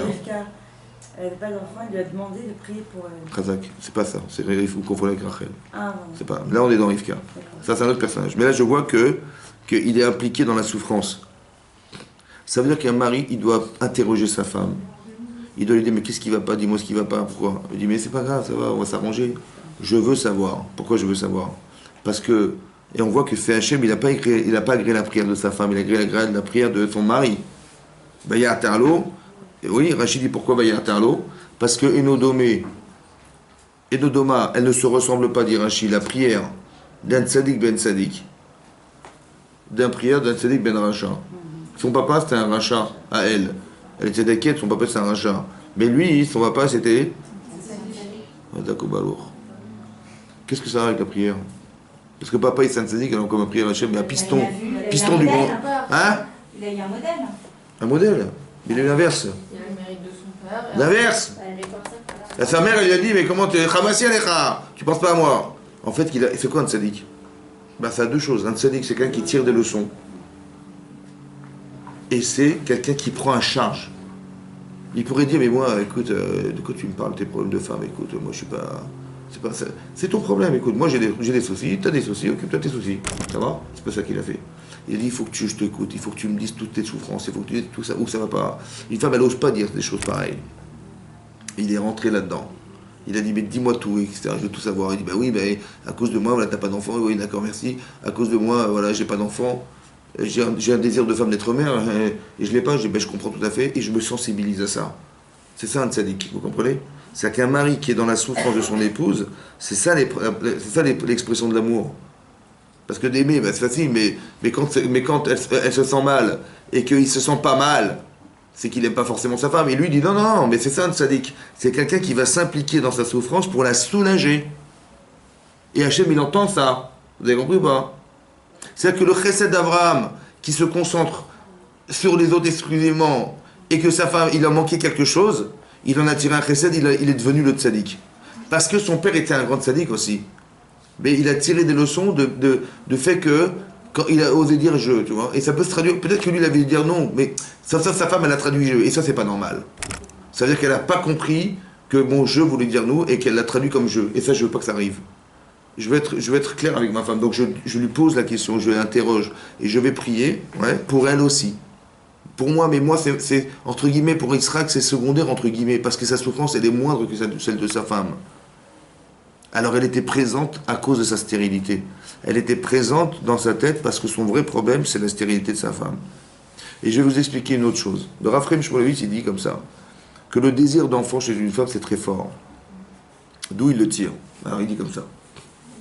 C'est marqué, c'est comme marqué dans le Nach, ouais, c'est connu qu'une fois, il y a deux femmes qui se sont présentées devant Shlomo Ameler. Vous savez, oui. Une femme qui avait perdu son enfant et une femme à qui on a volé son enfant. Et elles sont venues toutes les deux devant Shlomo Ameler. Elle a dit, chacune prétendait que c'était son fils. Ça va? Qu'est-ce qui s'est passé? Il a dit, écoutez, il ne savait pas quoi faire. Il a dit, écoutez, vous savez c'est quoi? Vous n'allez pas le prendre à mi-temps, on va le couper en deux. Voilà. On va le couper en deux, et puis voilà, vous aurez la moitié chacune. Une, elle a dit, donnez-lui. L'autre dit, coupez-le. Et la Gemara dans Makot, elle dit que d'où il a su que la vraie mère, c'était celle à qui il a donné l'enfant, qui était la mère qui a dit donnez-lui, alors qu'elle a fait le contraire, elle a dit donnez-lui. Elle dit, peut-être qu'elle a fait exprès de dire donnez-lui pour qu'on puisse penser qu'elle avait de la rahman pour cet enfant et que c'était la vraie mère. Et l'autre, elle a dit, il dit non, parce que l'autre, elle a dit, coupez-le. C'est-à-dire, c'est pas grave, coupez-le. Le manque de considération, le manque de pitié de l'enfant était révélateur qu'elle était la fausse mère, parce que quand on n'a rien à perdre, on peut dire des folies. Ça va? Ok. Maintenant, moi, ce qui m'intéresse, c'est la fausse mère. Imaginez-vous, elle aurait réussi son coup. Et Shlomo, il serait tombé dans le panneau, il aurait donné l'enfant à la fausse mère. Elle sait qu'elle est la fausse mère ou pas? Très bien. Donc, la première question que je me pose, c'est la suivante. Elle est la fausse mère, oui. Qu'est-ce qui est pire? D'avoir perdu un enfant, prince de Shalom, ou de nous avoir volé notre enfant? Qu'est-ce qui est pire? Hein? Elle a perdu un enfant, on peut comprendre, mais on lui vole son enfant, il était vivant, et on lui vole. C'est pire que de l'avoir perdu, oui ou non? Comment une femme, elle peut faire pire, et faire subir pire à une autre femme que ce qu'elle-même, elle subit? Comment c'est possible? Hein? Comment? Mais c'est ça qui est marqué, non? Qu'est-ce qu'elle a fait? Elle dit, mais c'est mon fils. Qu'est-ce qu'elle a pensé? Mais je vais lui voler son enfant.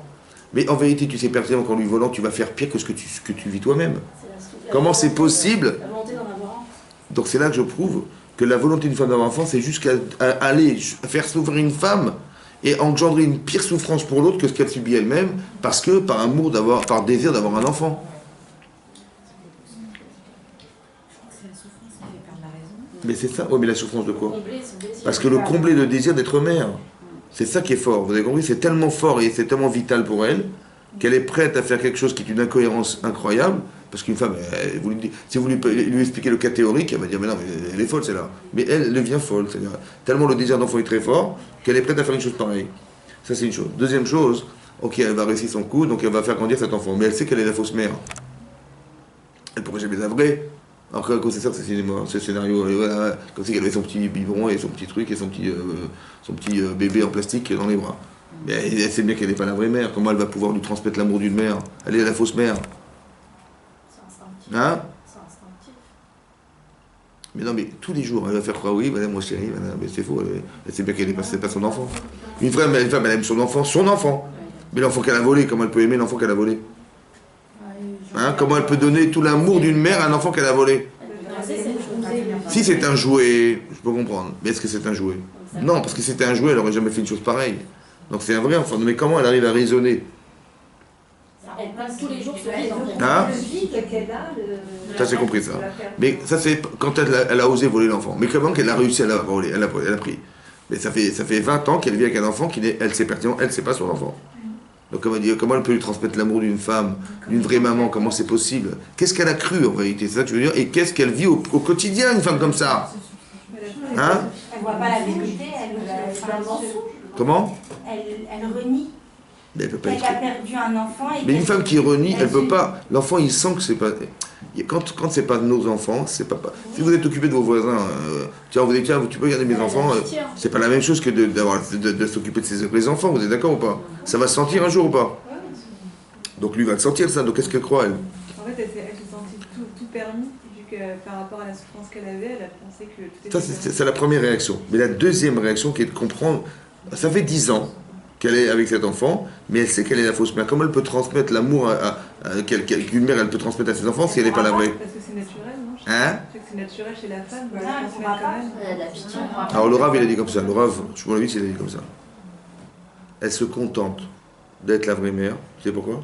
Parce que lui, il croit que je suis sa mère. Moi, je sais que je suis la fausse, mais lui, il croit quoi? Alors, je vais le faire pour lui. Mais vous avez dit que l'enfant, il va sentir que c'est pas sa vraie mère. Ben là, il ne le sentira pas. Parce qu'elle va tout faire parce qu'il croit que je suis sa mère.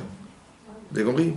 Elle n'est pas dans le déni de croire qu'elle est la fausse, mais dans la capacité à articuler toute l'action qu'elle a vis-à-vis de la relation qu'il a avec elle. Parce que lui, il est sûr que c'est sa mère. Elle va être très forte. Hein? Elle va être très forte. Mais psychologiquement, c'est très très dur. Mais ça veut dire que regardez le désir d'enfant d'une femme. Jusque-là, ça va. C'est ça qui est marqué. Donc vous comprenez pourquoi ici, que quand un homme il comprend ça, il peut prier pour sa femme. Parce que c'est beaucoup beaucoup plus profond chez elle que chez lui. C'est ça que je voulais vous dire.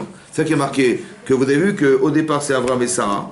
Elle lui reproche de ne pas intervenir dans sa souffrance. Lui, il est complètement impliqué dans sa souffrance. C'est ça, le tzaddik, Ben Tzaddik. Et Hachem, il écoute cette prière. La prière de celui qui est impliqué dans le désir de combler un manque chez quelqu'un d'autre.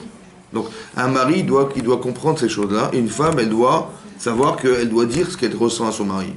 En fait, chez une femme, c'est normal. Mais les hommes ne me comprennent pas. Une femme, elle rentre du boulot, elle dit, t'as vu, celle-là, comme elle me parlait, ma patronne a fait ça, elle lui raconte sa vie. Et lui, il s'en fout. Il dit, attends, qu'est-ce que tu racontes? Moi, j'ai des problèmes, tu racontes ta vie. Chacun ses problèmes. Moi, j'ai la pudeur de ne pas te raconter ce que j'ai comme problème. Toi, tu viens, tu me racontes ta vie. Bon. Et pourquoi une femme raconte sa vie?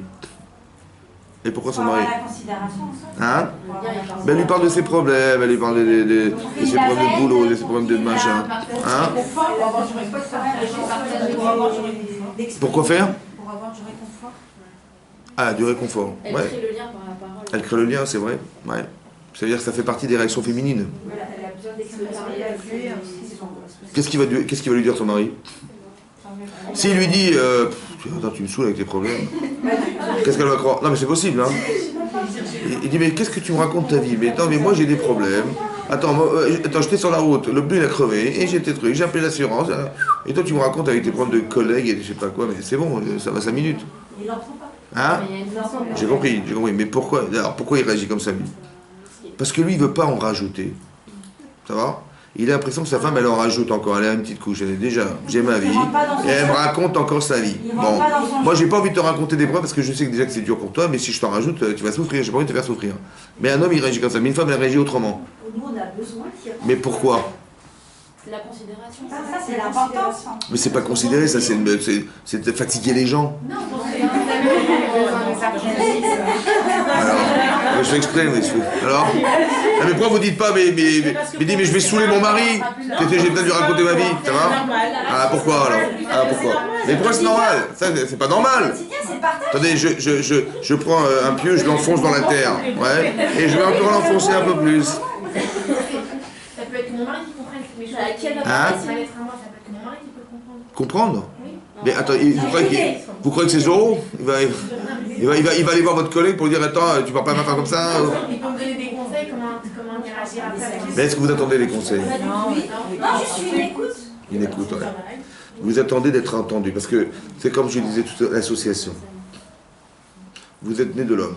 Il faut comprendre que si la Torah a raconté ça, c'est pas pour nous dire, tu vois, comme Hachem il a fait un homme, après il a créé la femme de l'homme. Voilà, c'est pas pour nous raconter ça. C'est pour nous dire qu'une femme, elle sait qu'elle est créée de quelque chose. Elle sait qu'elle vient de quelque part.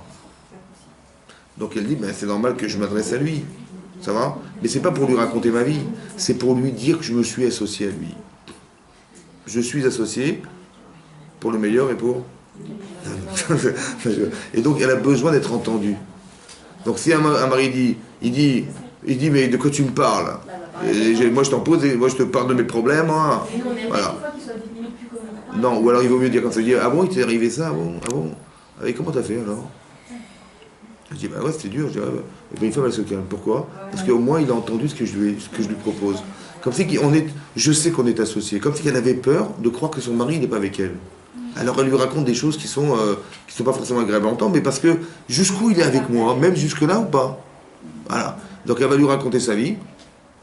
Et lui doit savoir qu'elle fait pas ça pour lui accabler, encore lui noircir le tableau de sa vie, mais pour lui dire écoute, est-ce que tu es avec moi ou pas? Je dis bah oui. Et donc je lui dis bah oui, c'était pas évident. Et comment t'as fait alors? Je dis bah justement je ne savais pas comment faire et tout. Et là elle peut demander un conseil, mais elle ne fait pas forcément d'avoir des conseils.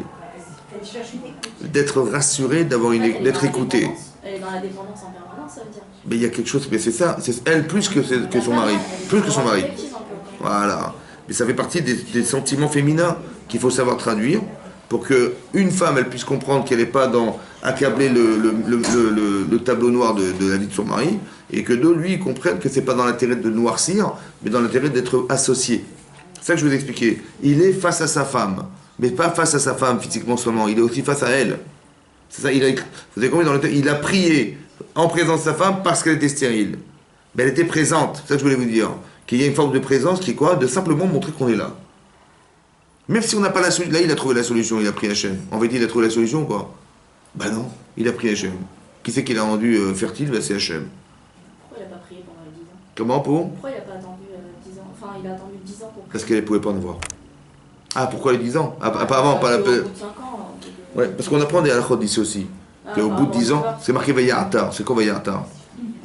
Il y a, pour dire prière, c'est marqué Veillpalel. Mais Vayatar, c'est pas une prière simple. Hein. C'est de toutes ses forces. C'est-à-dire que le cumul des années a fait que lui, il s'est senti en difficulté par rapport à cette situation pour elle. Alors il a prié fortement pour elle. Bien sûr qu'il a prié pour lui aussi, mais quelque part beaucoup plus pour elle. C'est ça que j'ai marqué. C'est ça que Rashi relève qu'il était tzaddik. D'accord, oui, voilà. Alors ça c'est Yitzhak avec Rivka. Maintenant, regardez Yaakov Avinu. Alors comment c'est marqué? Yaakov Avinu, c'est marqué comme ça. Voilà. Que Yaakov il a épousé Léa, et après il a épousé Rachel. Ok? Va t'aimer Rachel, Kilo Yaldalo. Donc il est marqué que Léa, elle a eu des enfants. Mais elle a vu Rachel, Kilo Yaldale Yaakov, qu'elle n'a pas donné d'enfant à Yaakov. Va tekane Rachel Bachota. Elle a jalousé Rachel, sa sœur. Bon, quand on voit ce texte, on dit bah, elle a jalousé, c'est-à-dire qu'elle dit comment elle ose se promener avec ses enfants dans le jardin devant moi. Bon, non. Elle a dit, vous savez quoi? J'ai pas eu d'enfant, et ma sœur en a eu, parce qu'elle était sûrement plus décédée quelques mois. Je jalouse ma sœur, j'aurais tellement aimé être comme elle. Ok. Va Tomer El Yaakov. Sur ce, elle va dire à son mari Yaakov, Avali banim, veimaïn metanori. Apporte-moi des enfants, et sinon, je suis morte.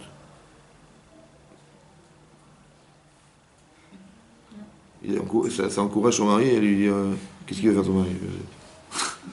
Il dit que je veux des enfants, sinon je suis une femme morte. De là, l'Agma, elle dit qu'une femme qui n'a pas d'enfant, elle comme si qu'elle était morte. Mais c'est-à-dire quoi, comme si qu'elle est morte? C'est-à-dire qu'il y a cette partie féminine qui ne pourra jamais s'exprimer, c'est très fort pour elle. Ok. Mais qu'est-ce qu'elle dit à son mari? Il dit, écoute, c'est simple, hein, amène-moi des enfants, sinon je suis mort. C'est quoi, amène-moi des enfants? Qu'est-ce qu'il fait ça? Avec une brouette Alors, qu'est-ce qu'elle lui a dit, en fait? C'est ça qu'il faut comprendre. Alors, Rashi explique. Il dit, qu'est-ce qu'elle lui a dit? Elle lui a dit, la chose suivante. Ah, où est-ce qu'on est? On est un peu sous Calef. Avali banim. Vechi, regardez ce qu'elle a dit. Amène-moi des enfants. Vechi karasa avicha limecha. Est-ce que c'est comme ça que ton père il a fait à ta mère? Valo it palel aléa. Vous avez compris? Il dit attends, j'ai pas d'enfant. Mais attends, tu te rappelles pas ton père? Comment il a prié pour sa femme? Et toi, ça va? Tu peux pas prier pour moi? Ça vous dit quelque chose ou pas? Bon. Hein? Elle lui a ressorti l'historique. Vous avez compris ou pas? C'est comme ça que ton père il a fait. Ça veut dire qu'elle lui dit, mais tu vois bien que ton père il était impliqué dans la souffrance de sa femme. Véalo, il a bien prié pour elle, c'est pour ça et grâce à sa prière, elle est tombée enceinte. Mais si je suis pas tombé enceinte, ça veut dire quoi? À ton avis? Hein? Ben c'est que je suis pas très présent dans ton cerveau, hein, manifestement. Bon, qu'est-ce qu'il a répondu? Il a dit, qu'est-ce qu'il a répondu à Abraham? Yaakov, il a dit, Vaïcharaf Yaakov. Vaïcharaf Yaakov, il s'est mis en colère, Yaakov Avinu. Berachel. Ça va? Maintenant, je vous pose une question.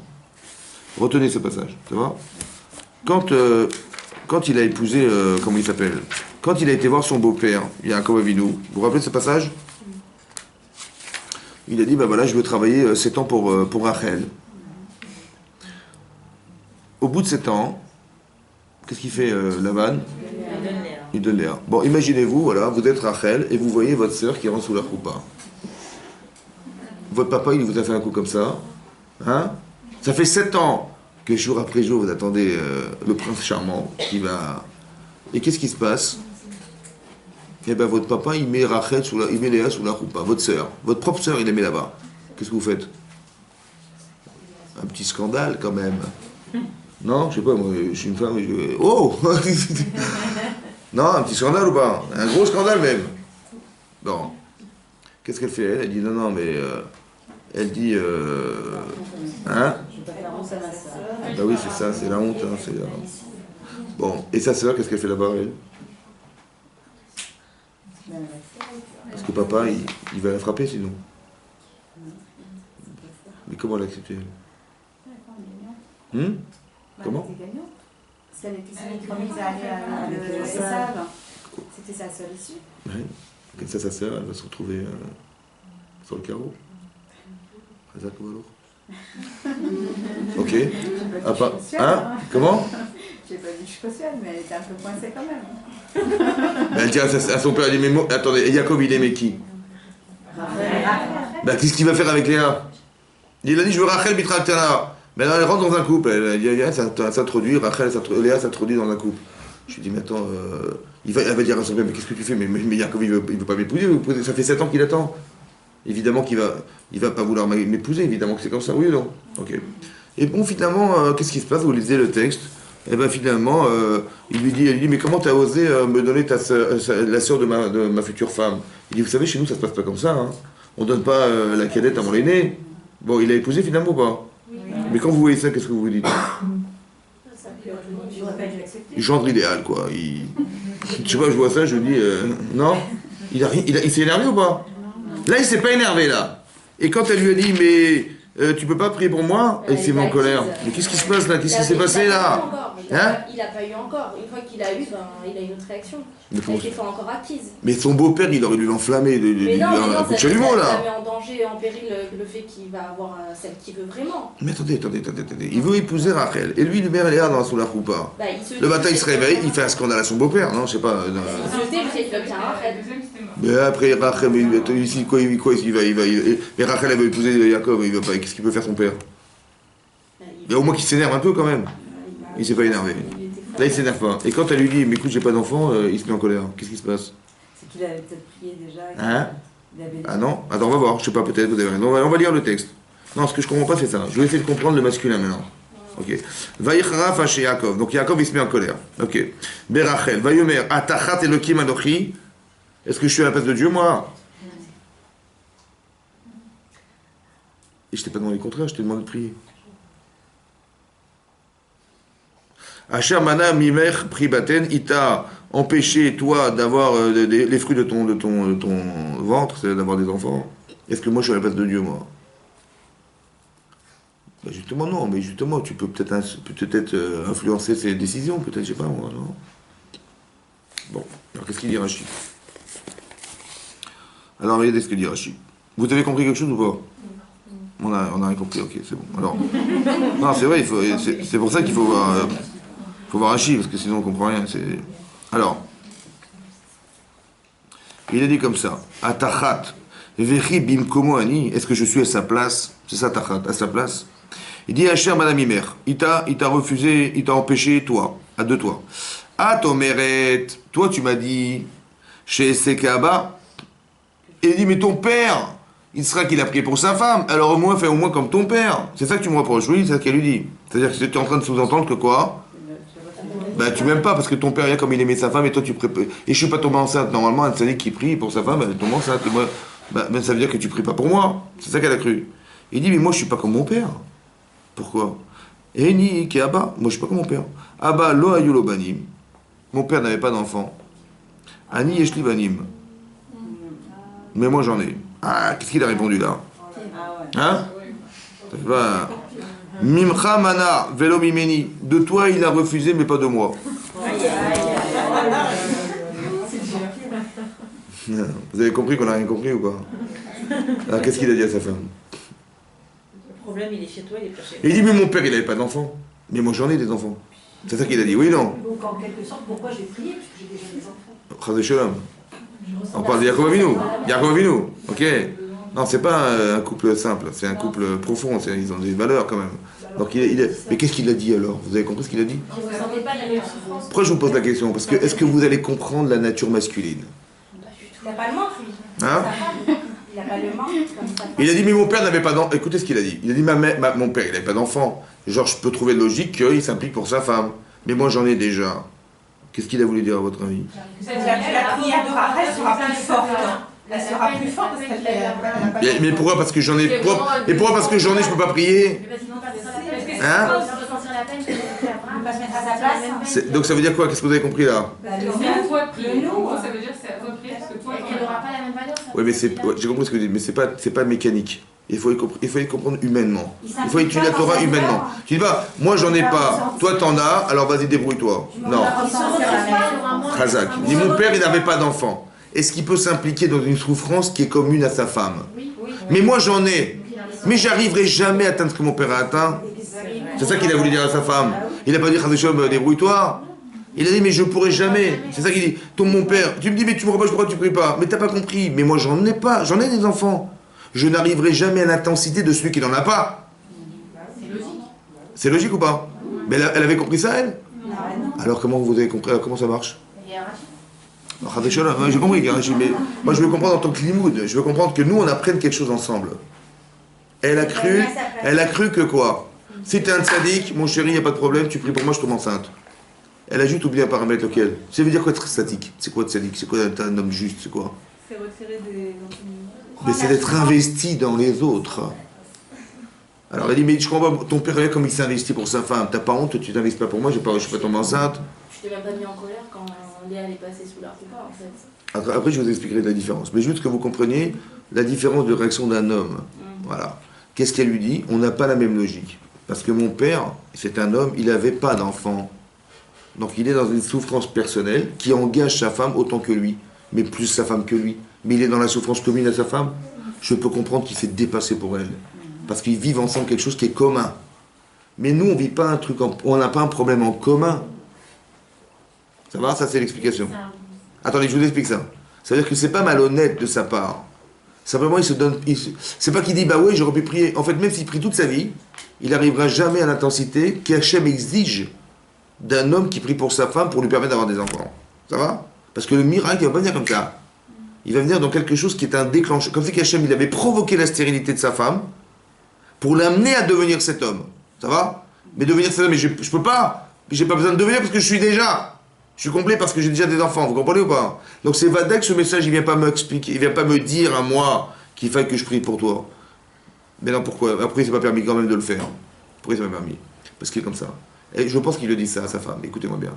Si tu comptes sur moi, tu dis de toute façon mon mari c'est un tzaddik, et c'est moi j'ai un problème, j'arrive pas à marcher, mais je me tiens sur la béquille de mon mari. Tu n'auras jamais d'enfant. Tu sais pourquoi? Parce que si Mina Shamaï, mon père n'en avait pas et que ma femme et ma mère n'en avaient pas, ouais, c'est qu'ensemble ils devaient construire quelque chose. Ensemble ils devaient construire quelque chose. Mais si j'ai des enfants et tu n'en as pas, c'est qu'en fait il faut pas que tu comptes sur moi. Il faut que tu comptes que sur toi. Mais de toi, il t'a empêché d'avoir des enfants. Comme si qu'il renvoyait sa femme sur sa responsabilité de femme et que c'est que par toi-même que tu vas y arriver. C'est pas en vérité. Vous avez compris ce que je veux dire? Il faut avoir le courage de dire que si, vous avez compris ce que je veux dire? Qu'elle va tout puiser d'elle-même. Pourquoi c'est comme ça? Écoutez-moi, je pense que c'est pourquoi il a fait ça, Yaakov. Parce qu'il faut comprendre en amont ce qui se passe. Nous, on connaît l'histoire. On sait que Yitzhak, Léa va voir Yosef. Oui? Mais vous devez comprendre dorénavant comme ça. Nous, on a compris, on a compris qu'il fallait qu'elle arrive à une dimension de quoi? D'Emouna par elle-même. Mais là, comment s'expliquerait la stérilité dans ce cas-là? Comme ça. Une femme qui n'a pas d'enfant, elle croit que Dieu, il n'aime pas. C'est une grosse rachat, que toutes les femmes elles ont, elle n'a pas, c'est pas normal. Voilà, elle se dit, je suis pas comme tout le monde. Donc, en fait, on est accablé par une situation, parce que ça se traduit comme quelque chose qui est, j'ai été privé du bonheur d'être mère. Et pourquoi je me puni comme ça? Oui, c'est mal vécu, c'est très mal vécu. En fait, il faut comprendre comme ça. Il faut le comprendre d'une autre manière, je pense. On sait que Rachel, elle va engendrer Yosef. Cet enfant, à 17 ans, il va se retrouver chassé de ses parents. Il a été vendu par ses propres frères, esclave, alors qu'il avait rêvé d'être un homme exceptionnel. Esclave exceptionnel. Vous avez vu le paradoxe ou pas? Il a dit, j'ai rêvé, vous allez vous concerner à moi, il se voyait grand. Et on l'a rendu esclave, et fait du ménage. Bon, ça lui a brisé ses rêves. Il a été chez Potiphar, après la femme de Potiphar, après la prison, après tout ce qu'il a vécu. Il était esclave en Égypte, il est devenu roi d'Égypte. Au début, quand on est esclave en Égypte, on subit. Lui, les saints sadiques, il subit l'influence égyptienne, il se protège. Mais quand tu deviens roi d'Égypte, et que tout est à ta merci, c'est pas un outil de Sarah, ça? Bon, il faut résister ou pas? Il a résisté ou pas? Oui. Bon, d'où il a puisé cette énergie, à votre avis? Quand il était esclave? Il a puisé cette énergie de sa mère. Eh oui. Ça veut dire que la stérilité, c'est d'arriver à atteindre spirituellement des niveaux extrêmes, parce que l'enfant qu'elle doit atteindre, il est extrême. Vous avez compris ça? Comme si que Yosef, il est là, et elle est là. Alors Yaakov, il dit à sa femme, écoute ma chérie, tu sais que tu vas tomber enceinte, mais si Hachem t'a privé d'enfant, ne le crois pas que c'est un désavantage. C'est simplement que tu comprennes que la Neshama qui va naître de toi, elle est là. Alors il faut que tu atteignes ce niveau, et hop, tu vas tomber enceinte. C'est ça qu'il a dit, de toi sortira. Mais moi si ça devait dépendre de moi aussi, parce qu'on va ensemble avoir des enfants, alors j'aurais compris qu'Hachem m'aurait aussi privé d'en avoir, mais il ne m'a pas privé d'en avoir. Donc j'aurais, psychologiquement, je suis dans l'incapacité d'être dans la problématique de ma femme, et deux, s'il m'en a donné pas à toi, c'est aussi pour me dire que c'est à toi d'arriver à ce niveau-là. Vous avez compris ou pas? C'est-à-dire qu'Abraham Avinu, il a dit je. Elle a dit, mais comment tu oses dire je? Israël, il a dit nous, et lui, il a dit toi. Ces trois phases, oui, vous avez compris la différence. C'est très important que vous compreniez que des fois votre mari n'est pas contre vous. Mais des fois, il préférerait peut-être que vous soyez capable d'être indépendante dans votre démarche personnelle, qui est une démarche spirituelle personnelle.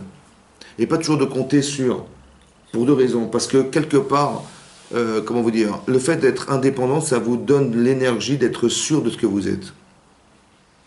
Il dit, regarde, ton père, il a prié pour sa femme, c'est pas normal que, qu'est-ce qu'elle a vu, elle a vu, mais le bénéfice d'avoir un mari tzaddik, et je me suis pas marié avec toi pour rester stérile, donc tu ne joues pas ton rôle de mari.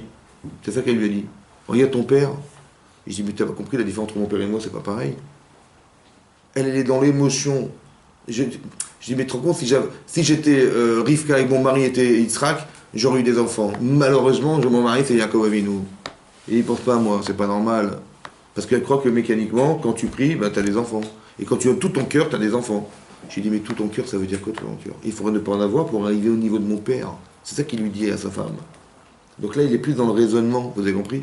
Elle est dans l'émotion de dire, mais j'ai pas d'enfant, mais sinon je vais mourir. C'est comme un ultimatum qu'elle dit à son mari. Mais il dit, mais si tu es en train de me tuer. Vous avez vu la violence ou pas? Rivka, comment elle s'appelle? Sarah dit à son mari, tu vois ce qui m'arrive là, tu ne réagis pas devant moi, j'ai la honte de ma vie, tu me fais la honte de ma vie, tu ne réagis pas devant moi, c'est pas normal, tu m'aimes pas, tout ce que je vis, je te l'envoie sur la figure. Voilà. Une virulence extrême. Et elle a dit pareil, elle dit, mais si j'ai pas d'enfant, je suis morte. Mais c'est à cause de toi, parce que tu pries pas pour moi, c'est toi qui m'as tué en fait. Vous avez compris ce qui se passe dans la tête? Mais t'es Anochi. Et Rachid dit, mais ton père il a prié pour sa femme, mais si j'ai pas d'enfant, si je suis morte aujourd'hui, c'est parce que tu pries pas pour moi. Elle lui renvoie la faute. Alors écoutez-moi bien. À chaque fois qu'on renvoie la faute chez quelqu'un, c'est qu'on est en faute. pourquoi c'est l'autre? Hein? Non, c'est que c'est facile de dire... Ben oui, c'est facile de dire que c'est à cause des autres. Et en plus, j'ai une référence. C'est mon beau-père. Mon beau-père, il a prié pour sa femme. Donc j'ai raison, non? Tu vois bien? Oui, j'ai raison. Mais indirectement, psychologiquement, ça veut dire aussi quelque chose. Et c'est ça qu'il a voulu essayer de lui dire à sa femme. De lui dire, non, c'est pas comme ça qu'on raisonne. Vous avez compris ça? Ça veut dire que le défaut qu'avait eu Adam Arishon de tomber dans le piège de l'émotion de sa femme, il aurait pu dire, mais ma femme, la pauvre, évidemment, je vais prier comme un fou. Mais, la honte, j'ai pas prié pour elle. Non, il a dit, non, ça n'a rien à voir. Il est resté rationnel là où l'émotionnel aurait pu l'avaler. Il a dit, mais bien sûr qu'elle a raison, mais mon père, il a prié comme un fou pour sa femme, et elle est tombée enceinte, mais moi aussi, je suis un rachat, franchement, comment j'ai pas prié pour elle, c'est pas normal. Il a dit, t'as raison, il aurait pris, ça aurait pas marché, il aurait été encore plus déçu. Pourquoi? Parce que lui, il n'aurait pas réussi, et elle aurait compté sur lui, elle ne serait pas devenue Rachel. Alors qu'est-ce qu'on fait alors? Alors que des fois, il faut comprendre que des fois, il faut renvoyer. Il dit, non, je suis désolé, c'est à toi de faire le truc. Parce que c'est pas logique. Vous avez compris? C'est que la partie rationnelle que le mari peut avoir derrière les émotions de son épouse, c'est de la renvoyer en dehors de ses émotions pour lui permettre de se construire en tant que femme. C'est ça, Ezer. Une femme, elle va aider son mari à avoir des émotions, et un mari va aider sa femme à contrôler ses émotions. Parce qu'on n'est pas de même nature.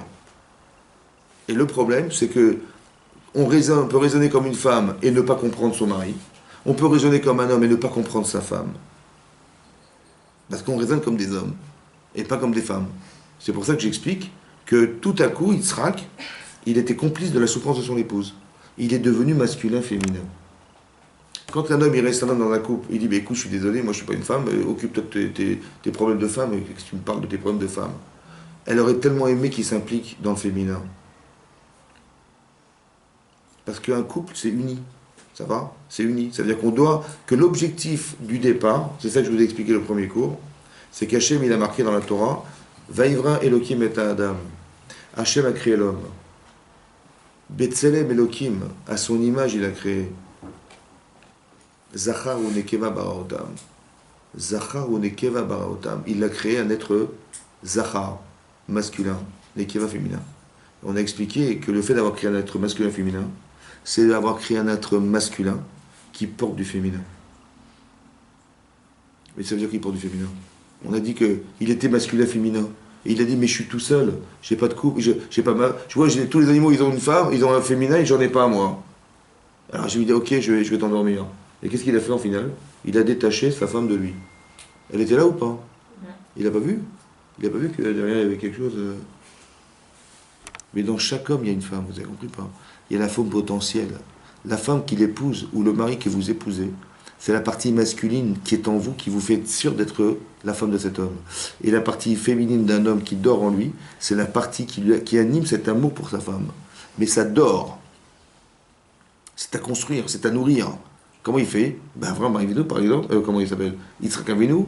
Avraham Avinu, il a, entre guillemets, raté l'occasion de pouvoir construire cette... Et c'est ça qu'il va apprendre.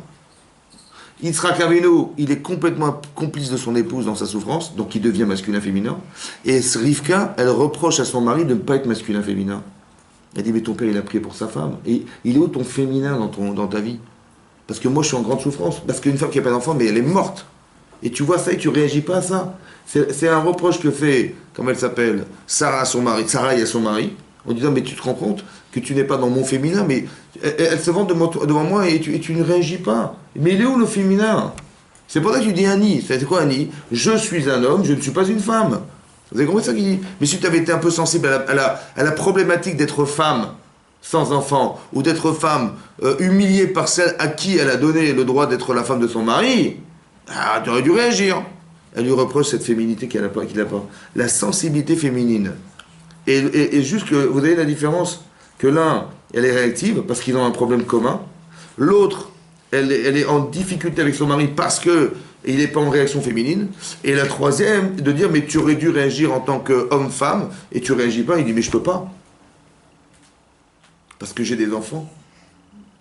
Donc je ne pourrai jamais avec toi construire cette relation, parce que j'ai des enfants. Je ne pourrai jamais être complice de ta problématique, puisque je ne l'ai pas. Comment tu me demandes à moi? Vous avez vu? Et ça, c'est très important que vous compreniez que ces trois rapports, en fait, ces trois corps dans un couple, ça se vérifie dans un couple, ça. Vous voyez? Mais vous avez vu comment elle a à chaque fois réagi? Elle a à chaque fois réagi en fonction de l'intérêt qu'elle avait en tant que femme d'attendre de son mari des choses. Soit que Sarah, elle attendait de son mari qui réagisse devant une humiliation, soit qu'elle attendait que son mari puisse prier pour elle et que c'est ce qui s'est passé, soit que son mari puisse prier aussi comme son beau-père a prié pour sa femme, ce qu'elle espérait de son mari. Et dans un cas, c'était nécessaire, ça a été reproché, c'était un vrai reproche, dans un cas, c'était réalisé, et dans un cas, ça a été reproché. Et à chaque fois, on voit qu'il y a des nuances qui sortent. Parce qu'on parle des avotes. On a fait exprès de parler des avotes. Parce qu'on aurait dit, bon, c'est des petits problèmes de couple qu'on a entre nous qui ne sont pas fondamentaux. C'est pas vrai. C'est les avotes qui avaient des problèmes pareils.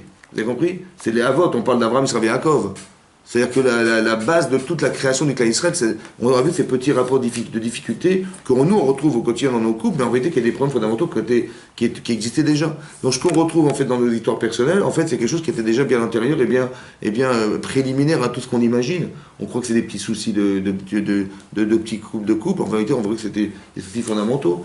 Que le souci d'être reconnu par l'autre, le souci d'être comprise par son mari ou par sa femme. Vous avez compris? Et quand Yaakov dit mais moi j'ai déjà des enfants, tu ne comprends pas que je suis différent de mon père. Vous avez compris? Il aurait tellement aimé que sa femme elle comprenne, plutôt que d'être virulente et comme si qu'elle lui mettait un ultimatum. Elle dit écoute, ou tu pries ou je meurs. Vous voyez cette violence là? Mais elle est mal traduite. Et à chaque fois que on est dans une forme de colère, il y a toujours un piège. Un piège. Parce que la colère, ça amène à ne pas être lucide. Parce que quand je m'énerve, je ne suis pas moi-même. Et je n'arrive pas à contrôler mon cerveau, je n'arrive pas à réfléchir. Et c'est pour ça qu'il faut faire très attention, que quand on se met en colère, en fait, on n'est plus soi-même. Ça, c'est une chose. Deuxièmement, que la personne qui subit la colère, elle ne vous écoutera jamais. C'est voué à l'échec, mais c'est certain. C'est comme ça, vous avez compris? C'est pour ça que peut-être qu'il va s'énerver là. Parce que là, on l'a pas compris, hein, comme avec nous. Vous avez compris? Mais c'est spirituel, là. C'est spirituel.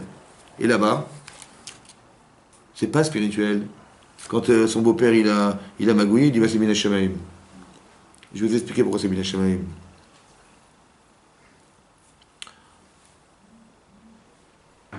Yaakov, il a pensé épouser qui? Il a dit je veux Rachel. Et je veux pas Léa, à son beau-père. Il dit je veux Bitra, ta fille. Et pas que tu vas amener Rachid, tu vas amener une Rachel de je sais pas d'où, du chouk là-bas du marché. Et je vais la Ktana, de peur que tu ailles à la mairie, et monsieur est malin, il va changer les prénoms, il dit Rachel Léa, Léa Rachel. Non, je vais Rachel, Bitra, Ktana. Ça va? Je vais la cadette. Donc il voulait combien de femmes? Wahad, et il voulait Rachel. Ok. Hachem, il avait pensé quoi, lui? Il avait pensé qu'il devait épouser aussi Léa. Mais est-ce qu'il est au courant, Yaakov avec nous? Non. Et qui c'est qui a compris ça? Rachel et Léa.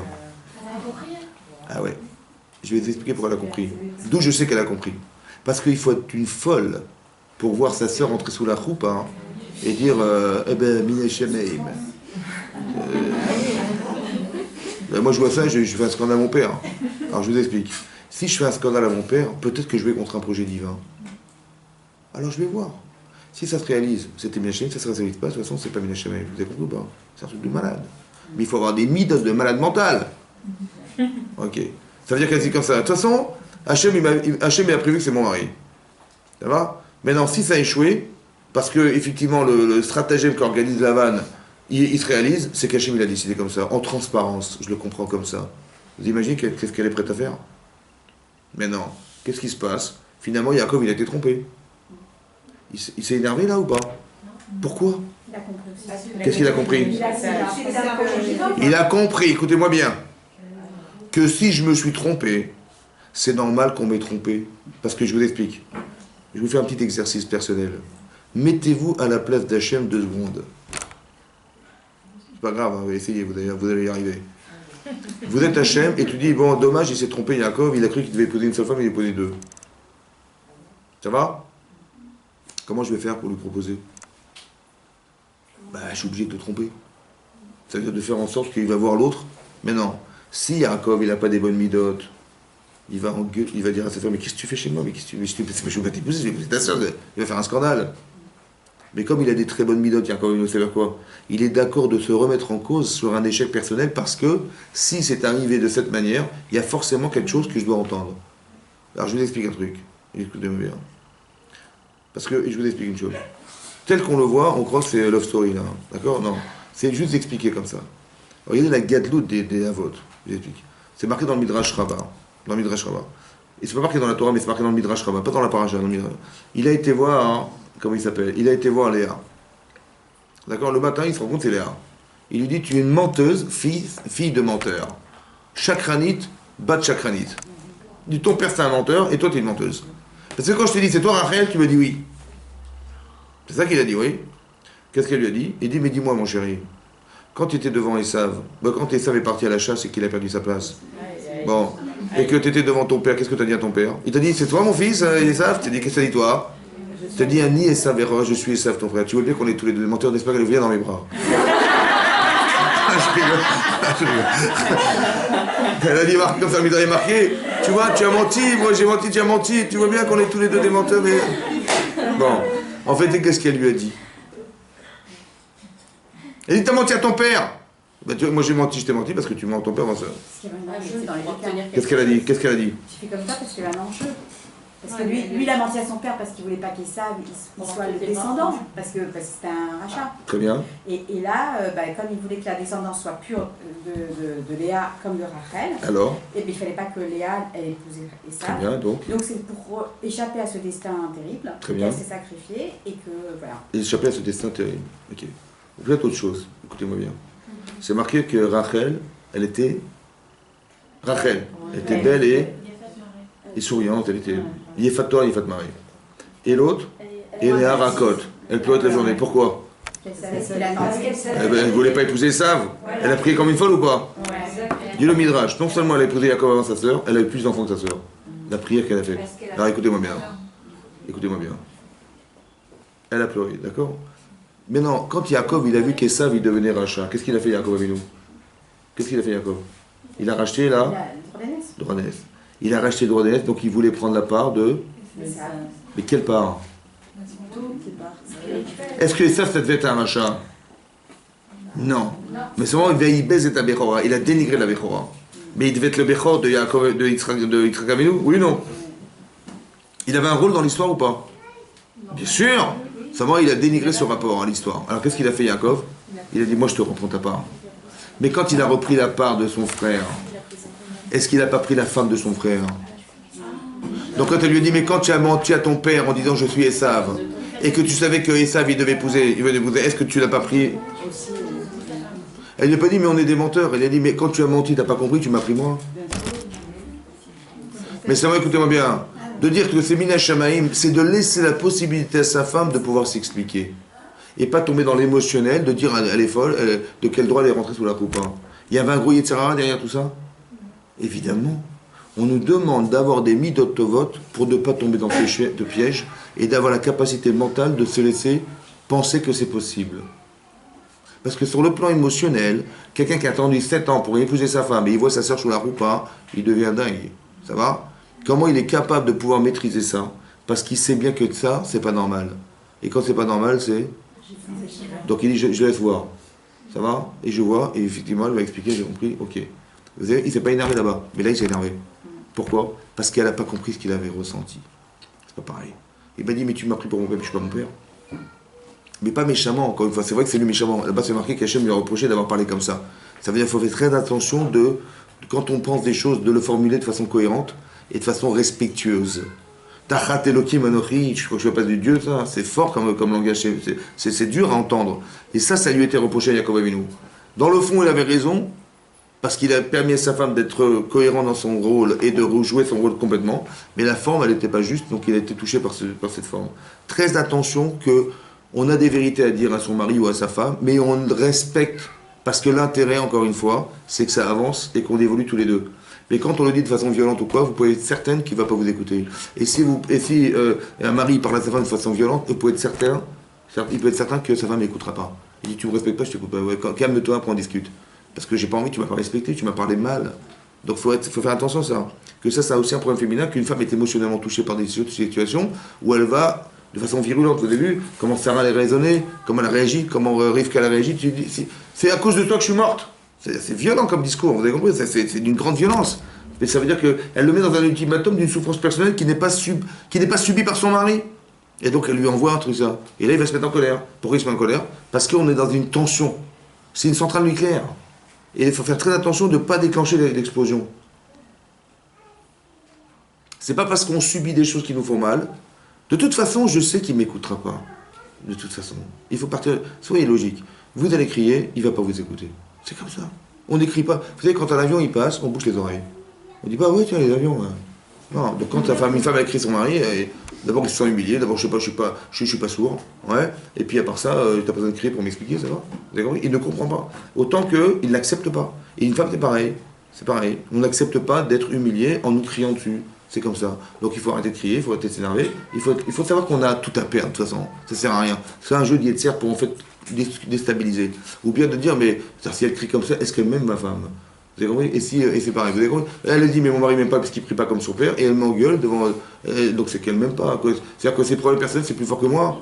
Ça peut toujours. Tout ça, c'est des problèmes conflictuels qui amènent à des taouillottes, à des erreurs de conception du rapport qu'on a l'un vis-à-vis de l'autre. Et tout est faux. Vous avez compris ce que je veux dire? Tout est faux. Elle adore son mari, elle le valorise comme son beau-père qui est un grand sadique, et lui il croit qu'il est dévalorisé, et lui elle dit mais comment il comprend pas que je suis pas comme mon père, elle comprend pas que je suis pas comme mon père, elle est bête ma femme, elle comprend pas. Vous avez compris ce que je veux dire? Et ces rapports-là, c'est des rapports qu'on a retrouvés chez la vôtre qui nous permettent d'avoir une articulation de comment fonctionne un couple, et comment un et l'autre résonnent à chaque fois. Et nous on est là pour apprendre. Le Limud Torah, c'est de tirer des leçons, ça va? On fait pas du Lashon Hara, on apprend des leçons. Et on dit, voilà, ben, dorénavant, je ferai attention. Voilà comment ça réagit comme ça. Et on voit qu'il y a eu des choses qui ont été dites. Donc, il faut apprendre de là quelque chose qui nous permet chaque fois de reconstituer un équilibre dans notre couple. C'est ça qu'on veut apprendre. Et ça, à chaque fois, vous avez eu 3 personnages, 3 situations différentes et 3 réactions différentes. Chazak ou Vous avez des questions? Allez-y, on y va. Est-ce que vous pouvez donner les références de la Torah où c'est pris? Ah d'accord, bah c'est plié là, il y a un petit pli. Alors, qu'est-ce que vous voulez savoir, par exemple, dites-moi. Abraham et Sarah. Alors, Abraham, ça, c'est Parashat Lech Lecha. Alors, Lech Lecha, c'est à chaque fois au début de Prakim, en fait. C'est dans le... Alors, d'abord, je vous ai expliqué que quand Abraham, il a dit Ani Olech Hariri, et c'est dans le Perek Tet Vav, Pasuk Aleph. Ça démarre, Pasuk Aleph, Tet Vav, Aleph. Ensuite, c'est Tet Zayin. Quand Sarah n'avait pas d'enfant, elle a proposé à son mari, on est Perek Tet Zayin, le prochain chapitre au Pasuk Aleph. Ensuite, je vous ai montré Parashat Toldot, voilà. Toldot, donc on est au début de Toldot, pareil, c'est pareil. Au début de Toldot, quand il s'est rendu compte qu'elle n'avait pas d'enfant, Yater, c'est Perek Kavav, le 26e chapitre, Pasuk Kafalef. 26-21, c'est bon, c'est clair? Et ensuite, c'est dans la Parashat de Vayetse. On est dans le 30e chapitre, Pasuk Aleph. Batere Rachel qui a Adam et Yaakov, etc. Vous avez des questions sinon? Ça va, ça vous parle ou pas? Ok, tant mieux. Allez, Chazak. Merci. Alors, notre prochain cours